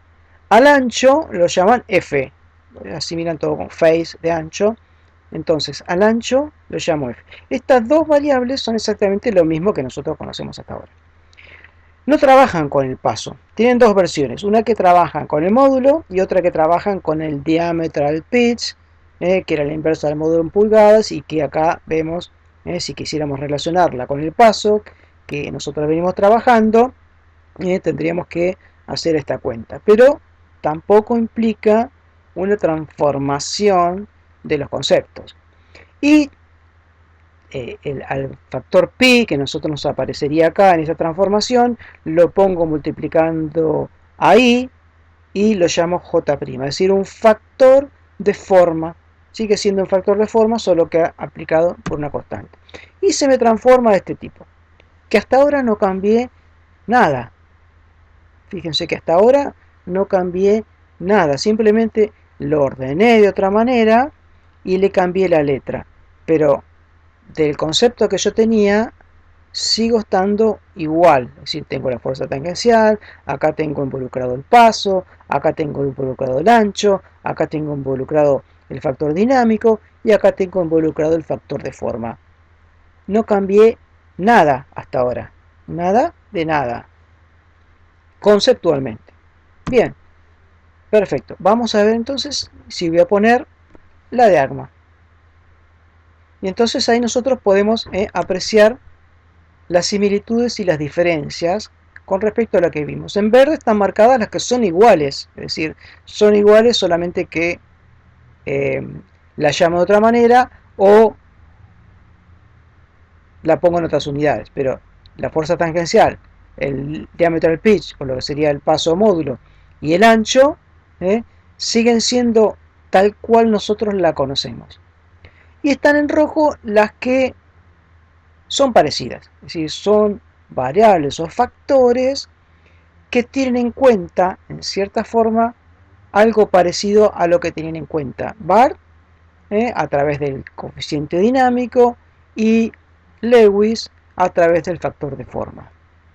No son exactamente igual, pero van por ahí. Con lo cual, el resto de lo que figura, que no está remarcado con ningún color, son correcciones en función de lo que estuvimos hablando, que es lo que fue corrigiendo la arma. ¿Ok? Por lo cual, si yo les hubiera presentado originalmente toda esta expresión, es como nos puede llevar de entrada a no entender, como dijimos antes, cuáles son las variables más importantes, cosa que ahora ya estamos capacitados para hacerlo. Entonces, lo que hace o lo que podríamos hacer para entender un poco esto es agruparlos en tres grupos. El primero, que sería este, lo podríamos decir que está relacionado con la carga, porque a la fuerza tangencial le aparece un factor dinámico, que el factor dinámico dijimos que incrementaba el efecto de la fuerza, y otro factor que ya vamos a ver de qué se trata, pero que tiene que ver con cambiar el valor de la fuerza. Luego está el segundo grupo, que tiene que ver con el tamaño de los dientes, si tanto el paso módulo, el diámetro del pitch y el ancho tienen que ver con el tamaño de los dientes. Bueno, se va a agregar por la AGMA un factor que va a corregir cómo cambia la tensión en función del tamaño de los dientes. Y luego el tercer grupo de factores son los que tienen que ver con la distribución de esfuerzos. Es decir, todos estos factores, incluyendo esto, van a tener un poco que ver o corregir o modificar el tema de la distribución de esfuerzos. Bien, ellos nos presentan dos versiones. Entonces, lo que nosotros siempre le decimos con una norma, además de tener en cuenta la nomenclatura, también tengan en cuenta las unidades. ¿Por qué? Porque hay algunos coeficientes o factores o tablas que no son adimensionales. Y que si uno no las tiene en cuenta las unidades, puede cometer errores. Es decir, si hubiera dentro de estas fórmulas algún factor que tuviera unidades y yo está hecho para esta fórmula de arriba y la pongo la de abajo, obviamente estaré cometiendo un error. Por lo cual, tengan cuidado con las unidades. No solamente la nomenclatura, sino también las unidades. Cuando busquen factores que tengan dimensiones, fíjense que se correspondan con el resto de las unidades que ustedes están utilizando. Bien, vamos a arrancar un poquito más. Fuerza tangencial, fuerza que ya conocemos, inclusive sabemos cómo calcularla, ya sea en un sistema u otro, están las fórmulas que ya conocemos. El paso diametral pitch o el módulo, bueno, ya también la conocemos, son los valores que veníamos manejando hasta ahora. Y el ancho, el ancho también es otra de las variables, estas son las tres variables que mencionamos al principio, que son las que son exactamente igual a cómo la estamos manejando. Por lo tanto, en función de la unidad, lo que tendremos, pero conceptualmente son lo mismo. Vamos a empezar ahora a analizar los distintos factores que surgen, bueno, lógicamente de los múltiples ensayos que han hecho para tratar de cuantificar el efecto que tienen distintos puntos. Por ejemplo, factor de sobrecarga. Está afectando directamente a la fuerza que está transmitiendo. Es decir, ellos dicen, mira, vos estás tomando esa fuerza tangencial para calcular, pero que es un valor promedio. No estás teniendo en cuenta ni quién está moviendo el engranaje, ni a dónde estás transmitiendo esa potencia. Es decir, no es lo mismo si yo ese engranaje lo muevo con un motor eléctrico que si lo muevo con un motor a combustión. Y tampoco va a ser lo mismo si con ese par de engranajes estoy transmitiendo a un ventilador o a una máquina moledora de piedras. Es decir, tanto el sistema motriz como el sistema impulsado me pueden hacer sentir a mi engranaje efectos diferentes. Entonces, Este tema ellos lo tienen en cuenta a través del factor de sobrecarga o de aplicación de la carga, donde en función del sistema motriz y del sistema impulsado es donde uno define el efecto de la carga aplicada. Y acá, en cierta medida, está más o menos lo que decimos nosotros. A ver, bueno, si bien puede haber recomendaciones de que es uniforme, que es ligero, tanto en motriz como impulsado, acá viene a entrar un poco, como le decimos antes, la experiencia en el diseñador, de saber elegir correctamente mi aplicación dentro de cuál de estas combinaciones sería adecuado ponerlo. Nosotros igual un poco los podemos llegar a orientar para cada proyecto, pero también ¿eh? No tenemos tanta experiencia en el diseño a través del AGMA como para asegurar exclusivamente que el tal proyecto cae en tal lugar. En todo caso, podemos orientarlos a que piensen un poco, decir, bueno, fíjate que comparativamente acá puede ser uniforme, acá no, y como para que ustedes vayan formándose un criterio. Bien, el factor dinámico. Bueno, el factor dinámico nosotros lo vimos en Barr, que él decía que dependía de la velocidad. Bueno, el factor dinámico del AGMA tiene en cuenta el efecto, lógicamente, de impacto, pero producido por una serie de combinaciones, no solamente de la velocidad, sino también, bueno, del grado de fabricación del engranaje, es decir, la exactitud con que se fabricó, la velocidad también, lógicamente, también el material. Entonces, para poder definir o encontrar el valor de este factor, tenés que conocer la calidad de fabricación del engranaje. Entonces, lo primero que tendrías que tener definido es el QV. El QV es el grado de calidad. El grado de calidad con la cual vos fabricaste tu engranaje. Entonces hay distintas recomendaciones, que acá les pongo algunas. Por ejemplo, hay unas recomendaciones en función de la velocidad. Como decía Buckingham, ¿se acuerda que decíamos, bueno, fíjense que para tal velocidad no conviene que fabriquen superando tal error? Bueno, esto sería algo parecido a eso. Diciendo, mira, en función de la velocidad te conviene definir la fabricación en función de esta tabla. Y hay otras que te dicen, bueno, mira, para tales aplicaciones te recomendamos tales calidades. Bueno, sea una u otra manera, ustedes tienen que definir la calidad, el número de calidad del engranaje, que es lo mismo que decir, defino cómo estoy fabricando ese engranaje. Una vez que tengo el QV, es decir, el grado de calidad, podría a través de fórmulas que están presentadas acá o a través de gráficos, que es lo más práctico, determinar subiendo con la velocidad en la primitiva hasta la calidad que nosotros tenemos fabricado en nuestro engranaje y encontrar el valor de nuestro coeficiente dinámico. Fíjense que también cada grado de calidad, cada número de calidad, tiene un límite en cuanto a la velocidad. Por ejemplo, QV5 dicen que te recomiendan, o el dibujo figura hasta cierta velocidad.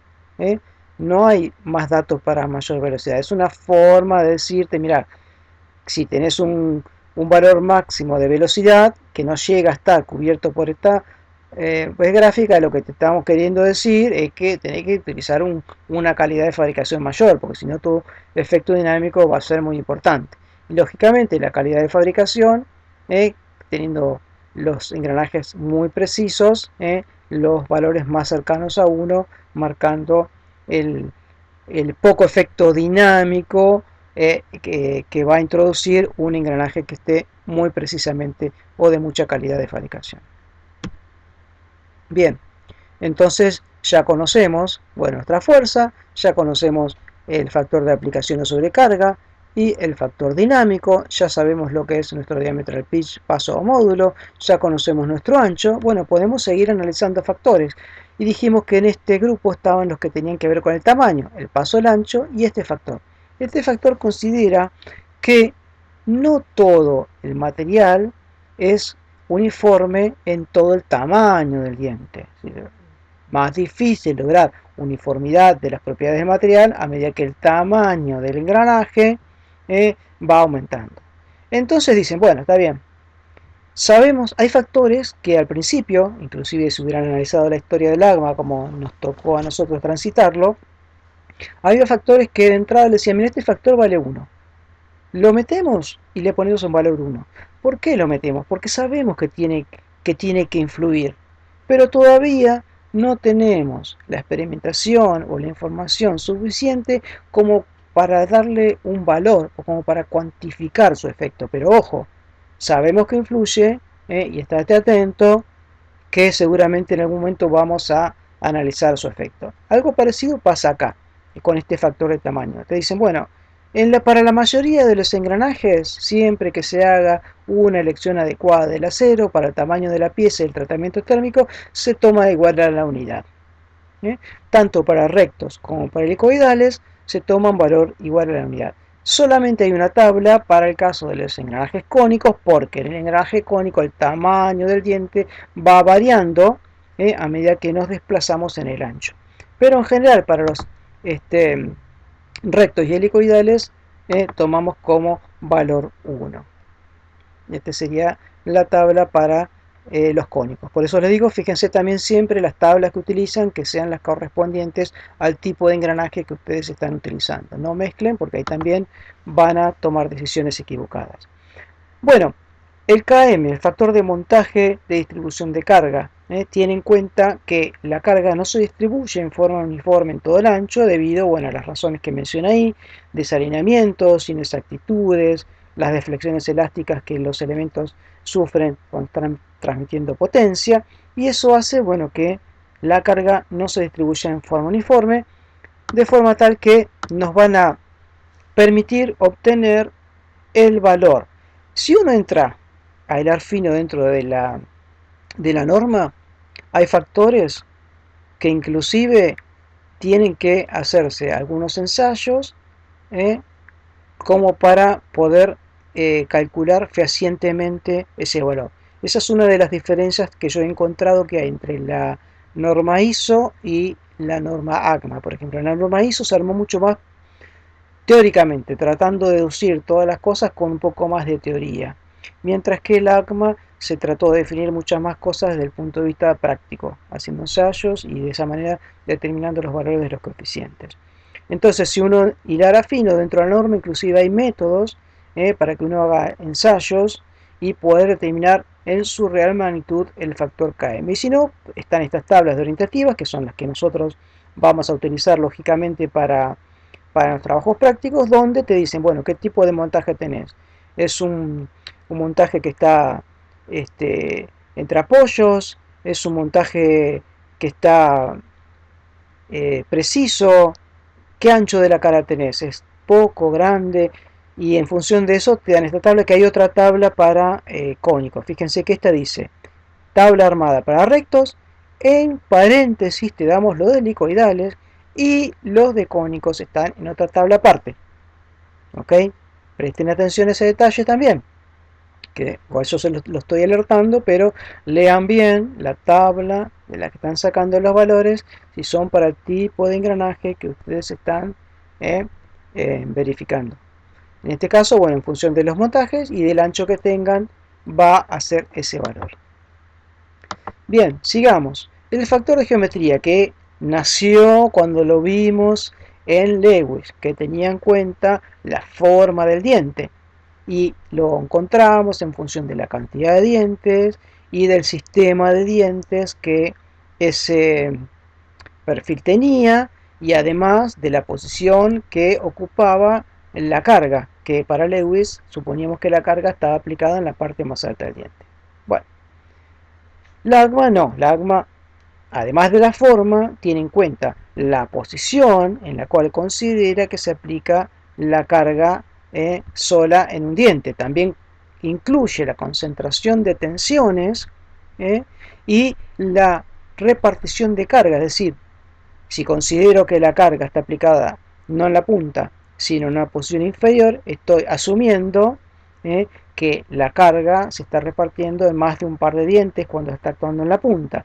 Bueno, todo eso la AGMA la tiene en cuenta. Si uno analizara la fórmula, tiene este factor I mayúscula que nosotros ya conocemos, y luego incluye la concentración de tensiones y la repartición de carga en más dientes que tiene el efecto que mencionamos acá. Cuando está estando en la parte más alta del diente va a haber otro par, por lo menos, que lo va a estar ayudando, mientras que en una posición inferior ese par de dientes se le va a estar bancando sobre la carga. Entonces hacen la diferencia. Bueno, está en la parte más alta del punto de contacto de un solo diente o si consideras que está repartida. Para rectos, por ejemplo, provee esta tabla donde está esa diferencia. Dice, la carga aplicada en la punta del diente o la carga aplicada en el punto de contacto más alto de un solo diente, que es lo que estoy mencionando acá, ¿no? Esta sería la posición más desfavorable, considerando la condición de Lewis, es decir, la carga aplicada en la punta del diente. Inclusive nos proveen tablas para tomar esa decisión. Te dicen, a ver, fíjate con qué errores de fabricación tenés. Y en función de esos errores, nosotros te vamos a decir que uses la suposición de Lewis o que puedas utilizar este grupo de curvas donde vos entras con el número de dientes del engranaje que vos querés calcular, vas hasta el número de dientes del otro par y de ahí sacás el factor de geometría. Y cada uno de estos gráficos están armados para un perfil estándar. Bien. Esto es para rectos. Después ya hay otras tablas para helicoidales y hay otras tablas para cónicas. Por eso fíjense muy bien para qué engranaje están hechos y para qué perfil. Porque esta te dice, bueno, engranaje recto de 20 grados y adendum normal. Es decir, altura cabeza 1, etc. Presten mucha atención a esos detalles. Bien, nos falta el factor de flexión del aro. A ver si está incluido algún dibujito acá. El aro es esto, es decir, hay algunos engranajes que se pueden fabricar totalmente macizos o se pueden fabricar con rayos y algún aro que sea el que soporte a los dientes. Entonces lo que te dicen, bueno,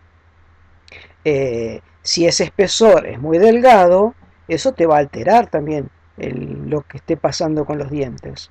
Entonces te dicen, bueno, fíjate qué relación tenés entre ese espesor del aro y la altura del diente. En función de eso te va a decir, bueno, mira que si supera tal valor, bueno, por empezar, si es sólido o si es macizo, su valor es 1. Lo mismo que si tenés que esta relación es mayor del 20%. También ahí lo podés considerar como totalmente rígido y que no te influye. Ahora, si tenés un cambio, una relación menor, acá se ve en el dibujo, ya ese valor ese factor empieza a tener un valor que se puede volver muy importante en el análisis. Fíjense que este valor, este KB, si uno toma versiones de años anteriores, no estaba. Ni siquiera estaba como valor 1, porque este KS que yo les mencioné, el de tamaño, en algunas versiones aparecía con valor 1, después le empezaron a dar valor, pero este KB inclusive ni siquiera aparecía, y en alguna versión de repente hizo su aparición como factor, que es lógico, ¿no? Lo que están diciendo, y lo pudieron detectar y pudieron cuantificar su efecto. Por eso siempre decimos que vayan tomando las últimas versiones. De hecho, en años anteriores nosotros no lo poníamos y le decíamos, bueno, tengan cuidado que la nueva norma tiene, ahora ya lo incluimos. Y vamos por el factor de engranaje intermedio, es decir, si el engranaje que estamos diseñando, calculando, está entre otros dos, es decir, que recibe el movimiento de un engranaje y lo transmite a otro, con lo cual la frecuencia con la que va a estar transmitiendo o soportando las cargas va a ser mayor, va a ser diferente a que si solamente transmitiera con un par. Eso también va a cambiar el efecto, más que estamos hablando de eh, fallas por fatiga, donde esto sí es importante. Y lógicamente tampoco es que tienen tan cuantificado este efecto. Le dicen, bueno, si es un engranaje intermedio, es decir, un engranaje que sufre esto, bueno, pone un KI igual a 1,42. ¿Ok? No te dan la opción en función de esa frecuencia, nada, no, te dicen, vale esto. De hecho, antes ni siquiera estaba acá adentro. Antes te decían, bueno, todo esto multiplicarlo por 1,42 es un engranaje intermedio. Ahora por lo menos lo incluyeron, para que no te olvides, dentro de lo que es la ecuación en sí. Entonces dentro de la ecuación en sí es un punto más a tener en cuenta cuando estás haciendo el diseño. Y lógicamente, como todo método de cálculo, tiene la parte donde vos determinás lo que está pasando, lo que está soportando, y por otro lado lo que admite, lo máximo que ese material está admitiendo. Lo máximo también tiene sus correcciones, es decir, va a haber una tensión admisible según el material que te la van a dar en tablas, ya va a tener aplicado un coeficiente de seguridad que te lo dan ellos, no es que vos tenés que decir, no, tenés que tomar directamente el valor de esa tabla, no tenés que vos aplicar tu coeficiente de seguridad, ellos ya lo tomaron para que todo el resto les cierre con los resultados que observan, pero también lo corrigen, porque podés tener varios criterios. Por empezar, que esa tensión admisible está obtenida para cierta duración y con cierta confiabilidad. Entonces, si vos pretendés tener otra confiabilidad y otro tipo de fallas, bueno, también tenés que modificarla. Pero además, te dicen, ojo que cuando estés sujeto a sobrecargas intensas, momentáneas y poco frecuentes, ¿eh? Esta tensión admisible no va a ser la tensión admisible a la fatiga, sino que va a ser la tensión admisible a la afluencia. Ahí te están marcando una diferencia. ¿Por qué? Porque por ahí es una máquina que funciona de vez en cuando, por ejemplo, o muy bajas vueltas, donde para que cumpla los ciclos, para que se fatigue, tendría que transcurrir mucho tiempo y es mucho más probable que se rompa por alguna sobrecarga que por cumplir los ciclos de fatiga. Entonces te dicen, bueno, para la tensión admisible, ojo que hay dos criterios. Que vos considerás que se va a romper por fatiga, toma la tabla de tensiones admisibles a la fatiga. Pensás que se va a romper por sobrecargas, bueno, entonces, o que los ciclos de fatiga nunca se van a dar, bueno, diseña entonces con la tabla de tensiones admisibles a la afluencia. ¿Ok? Ahora, además, ya vamos a hablar de los otros dos factores que tienen que ver con esto, pero además te dicen la confiabilidad. Fíjense que acá estamos hablando que ellos toman una confiabilidad, es decir, una tasa de fallas para darte los valores de tensión admisible. Pero vos por ahí querés darle otro grado de confiabilidad a tu diseño. A ver si puse la tabla, acá está. Entonces, tenés dos tablas que van a corregir la tensión si vos tomaste la de fatiga o si tomaste la de fluencia. Fíjense, no se confundan, que todos los años pasa, por eso ya lo incluyo acá, que tenés una tabla del factor de confiabilidad si tu criterio es la fatiga y otra tabla para el factor de confiabilidad que si vos tenés como criterio la fluencia. Pero ¿qué significa esto? Si ya tenés aplicado un coeficiente de seguridad y ya está aplicada una tasa de falla, bueno, que vos podés darle otro grado de confiabilidad diferente. Por ejemplo, si yo ese engranaje que transmite la misma potencia, etcétera, etcétera, etcétera, no es lo mismo si yo quiero hacerlo funcionar en una mina que quiero recuperar, que estaba medio abandonada y que va a trabajar de vez en cuando, rompiendo piedras, transmitiendo una potencia o una velocidad que si yo la quiero utilizar para transmitir la misma potencia y la misma velocidad, pero en una nave espacial. Es decir, el grado de seguridad, el grado de confiabilidad que yo le quiero dar a mi diseño cambia. Y como el coeficiente de seguridad general ya está aplicado en la tabla de tensión admisible, ese plus de confiabilidad, ya sea en más o en menos, se lo voy a definir con este factor de confiabilidad. Bien. Luego aparecen otros dos. Uno es el factor de duración, ¿no? Entonces te dicen, bueno, recuerdo, la tensión admisible a la fatiga fue calculada para cierta cantidad de ciclos. Pero bueno, vos tendrás que analizar cuántos ciclos de vida querés que tu engranaje cumpla para el diseño que vos estás modificando, estás realizando, y en función de eso tendrás que corregir. ¿Está? Es decir, si vos justo querés 10 a las 7 ciclos, bueno, te va a valer 1. Pero si vos tenés otra duración esperada, es decir, yo tendré que decir, bueno, quiero que esta máquina me dure, que este engranaje me dure 10 años. Gira tantas vueltas por minuto, trabaja tantos minutos por día, o sea, en todo este tiempo de vida que yo quiero que tenga, va a cumplir tantos ciclos, entonces tengo que venir a esta tabla y en función de la cantidad de ciclos que yo espero y el material, ¿eh? obtener el factor KL. Es decir, no es que, no, yo voy a tomar que vale 1 este KL. ¿Por qué? 10 a las 7 ciclos te van bien, ¿cuánto es en tu máquina? ¿Un año? ¿10 horas? ¿Es un Fórmula 1? ¿Qué tipo de máquina es? Entonces, el criterio es, defino la vida que yo quiero y en función de esa duración corrijo. Salvo que el criterio, bueno, acá también hay recomendaciones, sobre todo cuando uno empieza a diseñar, hay recomendaciones de duraciones esperadas en distintas aplicaciones.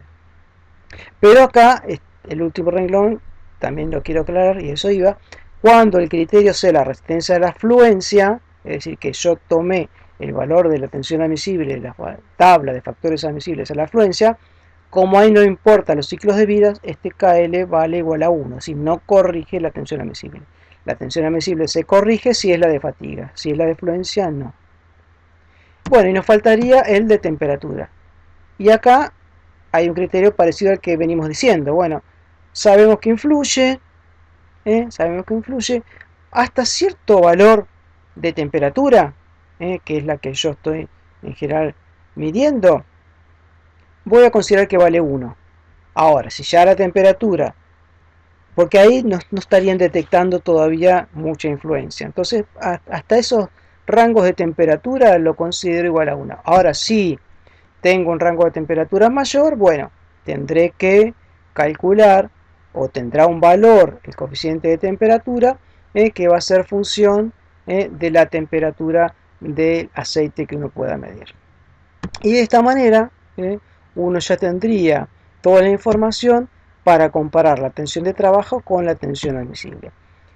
Y lógicamente que ahí todavía no terminaría el diseño, porque supónganse que la tensión de trabajo me da 10 y la tensión admisible me da 100.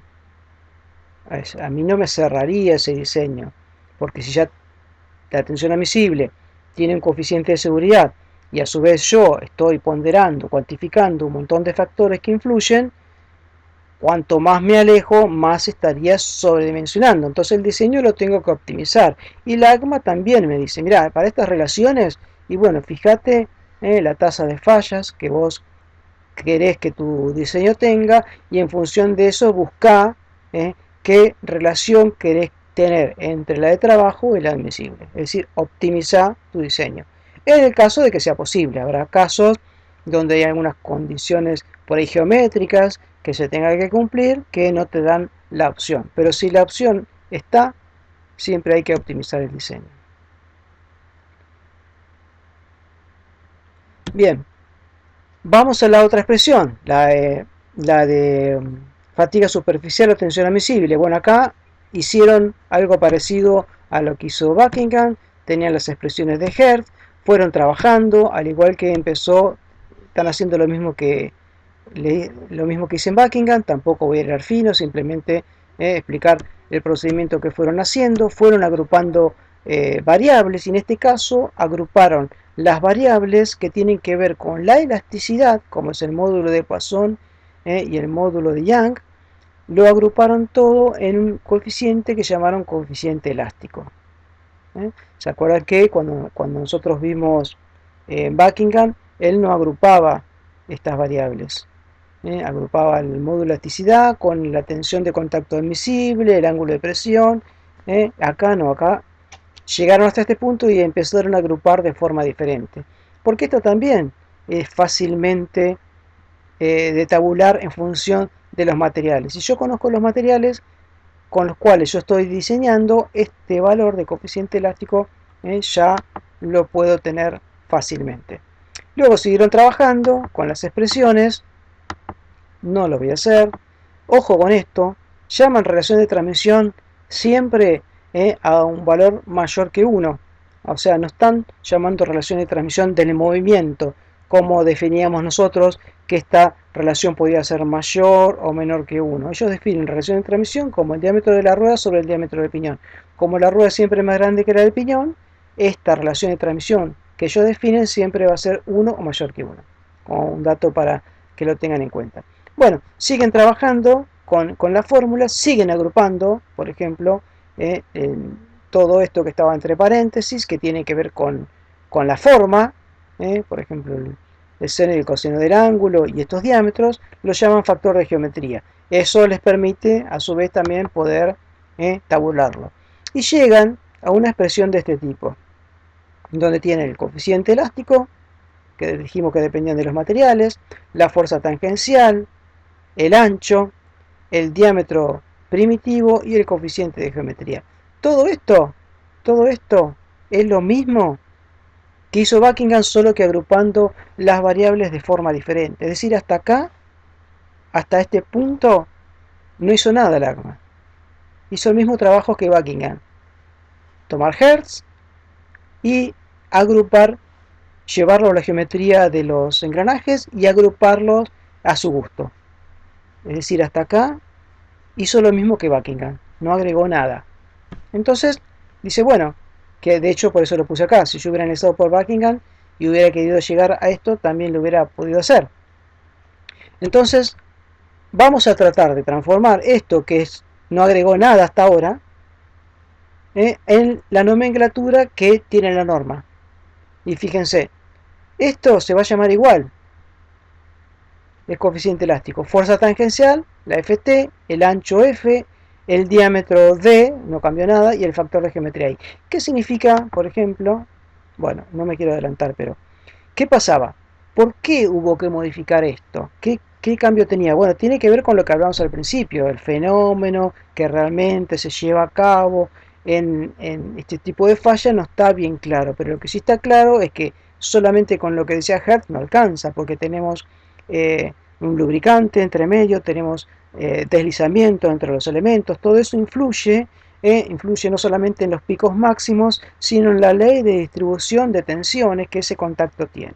Entonces, lógicamente, eso nos va a cambiar los resultados. Por eso es que tuvieron que modificar lo que era simplemente basado en Hertz con otras cosas, pero igual algunas se mantienen, que es lo que les quería remarcar. Por ejemplo, el coeficiente elástico es el mismo que se había deducido. La fuerza tangencial ya la conocemos. El diámetro, el ancho y el factor de geometría también son factores que ya venían, que no agregaron. Por lo tanto, hasta ahí no hay mucho cambio. Analicémoslo nuevamente. Coeficiente elástico. Coeficiente donde se agrupan las variables que tienen que ver con características del material. Módulo de Poisson y módulo de elasticidad. Por lo tanto, tabulado. Fuerza tangencial ya la conocemos, calculada en función de la potencia. El diámetro, bueno, también es el diámetro primitivo. El ancho también ya lo conocemos. Hasta acá. El factor de geometría también ya lo podemos deducir, hasta ahora no ha agregado nada. Inclusive esto para algunos engranajes se puede tabular. Directamente fíjense que entran con la relación de transmisión, pero la que definieron ellos, no la nuestra de movimiento, hasta el número de dientes del engranaje que queremos ver y rápidamente obtenemos el factor de geometría, la razón por la cual la agruparon de esa manera, ¿no? Rápidamente podían tabular o graficar el coeficiente elástico y el coeficiente de geometría y de esa manera avanzar un poco más rápido. Hay otros factores, que tienen, eh, a ver, tienen en cuenta el mismo factor, tienen en cuenta la misma función y hasta incluso tienen el mismo valor que el factor hallado para flexión. Por ejemplo, el factor de aplicación le cambian la letra, es decir, en vez de K le ponen C. ¿Para qué? Bueno, para diferenciar que está siendo utilizado ahora para el cálculo de pitting, de fatiga superficial. Pero el valor es exactamente el mismo. Es decir, yo ya lo calculé en la flexión, me sirve ahora. ¿Qué otro factor pasa lo mismo? El factor de tamaño. El factor de tamaño le cambian la letra, pero es exactamente el mismo. ¿Qué otro factor? El de distribución de carga, el que tenía en cuenta la no uniformidad de la distribución de la carga, también es exactamente el mismo. ¿Y qué otro? El factor dinámico. Estos cuatro factores, el factor de aplicación de la carga, el factor dinámico, el factor de tamaño y el de montaje, esos cuatro factores son los mismos que ya tenemos calculados para flexión. Fíjense cómo esas variables influyen de la misma manera, o ellos lo encontraron la vuelta, para que funcionen de la misma manera tanto para flexión como para desgaste. Y eso está bueno porque nos facilitan muchísimo los cálculos, porque ya los tenemos calculados. Vamos a ver entonces las diferencias. El primero que aparece es el de eh, condición superficial o de estado superficial. Lógicamente, como estamos hablando de tensiones que se producen en el contacto, no en la base del diente como antes, sino en el contacto, es obviamente importante o influye mucho el estado de las superficies. Pero también te dicen, bien, sabemos que como se producen en la superficie, deben influir, pero todavía no tenemos bien en claro cuánto, por lo tanto puede tomarse como la unidad, a menos que las pruebas o experiencias que hagas vos te demuestren otra cosa. Te van anticipando, ojo que estate atento que próximamente esto puede cambiar. Y desde el punto de vista de las tensiones admisibles pasa algo parecido. Primero está la tensión admisible a la fatiga superficial, que está en tablas, que acá no hay opciones porque ya estamos hablando de fatiga, con lo cual no hay opciones de elegir entre una u otra, es esta sí o sí. Por lo tanto, van a existir modificaciones que son las mismas que vimos para la flexión, por ejemplo, la de temperatura, por ejemplo, la de confiabilidad. Y va a cambiar, va la de duración, que tiene en cuenta lo mismo, es decir, va a corregir la tensión de contacto admisible por la cantidad de ciclos, pero como está corrigiendo otra tensión admisible, la tengo que sacar de otro gráfico. Pero el concepto es el mismo, corrige por duración, ya que la admisible fue sacada para una dada duración. Y luego aparece el coeficiente de relación de dureza, que en general se suelen hacer de durezas superficiales diferentes, el piñón y la rueda, teniendo en cuenta justamente que el piñón funciona con mayor frecuencia de ciclos, se trata de cambiar la dureza. Entonces, si esto se produjera, tendría que utilizar el factor de relación de dureza, ya sea a través de la fórmula o a través del gráfico respectivo. De esa manera podría encontrar el valor de este factor, que es aplicable únicamente cuando estoy calculando la rueda, no cuando estoy calculando el piñón. Este valor vale 1, este factor vale 1. Tiene influencia solamente para marcar su influencia en la rueda, no en el piñón. Bueno, entonces de esta manera nosotros ya tenemos la forma más sencilla ahora, porque muchos factores ya los teníamos calculado, y nos pasa lo mismo que con flexión, es decir, tenemos que ver si la relación entre el de trabajo y el admisible está dentro de la optimización esperada. Acá les remarco que las expresiones, como ya les anticipé al principio, son la misma, es decir, la ecuación es la misma. Lo que va a cambiar y donde ustedes tienen que poner atención es la tabla o gráfico a partir del cual ustedes van a tener que ir tomando cada uno de estos valores. También, como conclusión, y para remarcar justamente lo que les estoy diciendo, que esto va evolucionando, va cambiando y que estén atentos a eso, es que fíjense, la expresión actual es esta, la que aparece, la actual que les presentamos nosotros, ¿no? Ahora, el KB se sacaba de esta fórmula, pero la última versión de la norma, atención, el KB se invirtió, está arriba. Por lo tanto, ahora el gráfico está invertido. Es decir, ahora el KB tiene valores mayores que 1. Entonces, atención, si yo me sigo manejando con la fórmula del apunte y voy y encuentro en internet, mira, acá tengo la tabla del factor KB del AGMA, y vengo acá, lo tomo y lo pongo acá, cuando está pensado para ser usado en esta, obviamente que estoy cometiendo un grave error. Entonces, por eso es que le decimos, tengan la última versión y no mezclen ni siquiera las versiones de una misma norma, porque pueden llegar a incurrir en este tipo de error. Así que bueno, eh, nos encontramos entonces en la charla de consultas para evacuar todo lo que pudiera haber sido no tan claro. Y de esta manera la charla de hoy termina aquí. Hasta la próxima, chicos.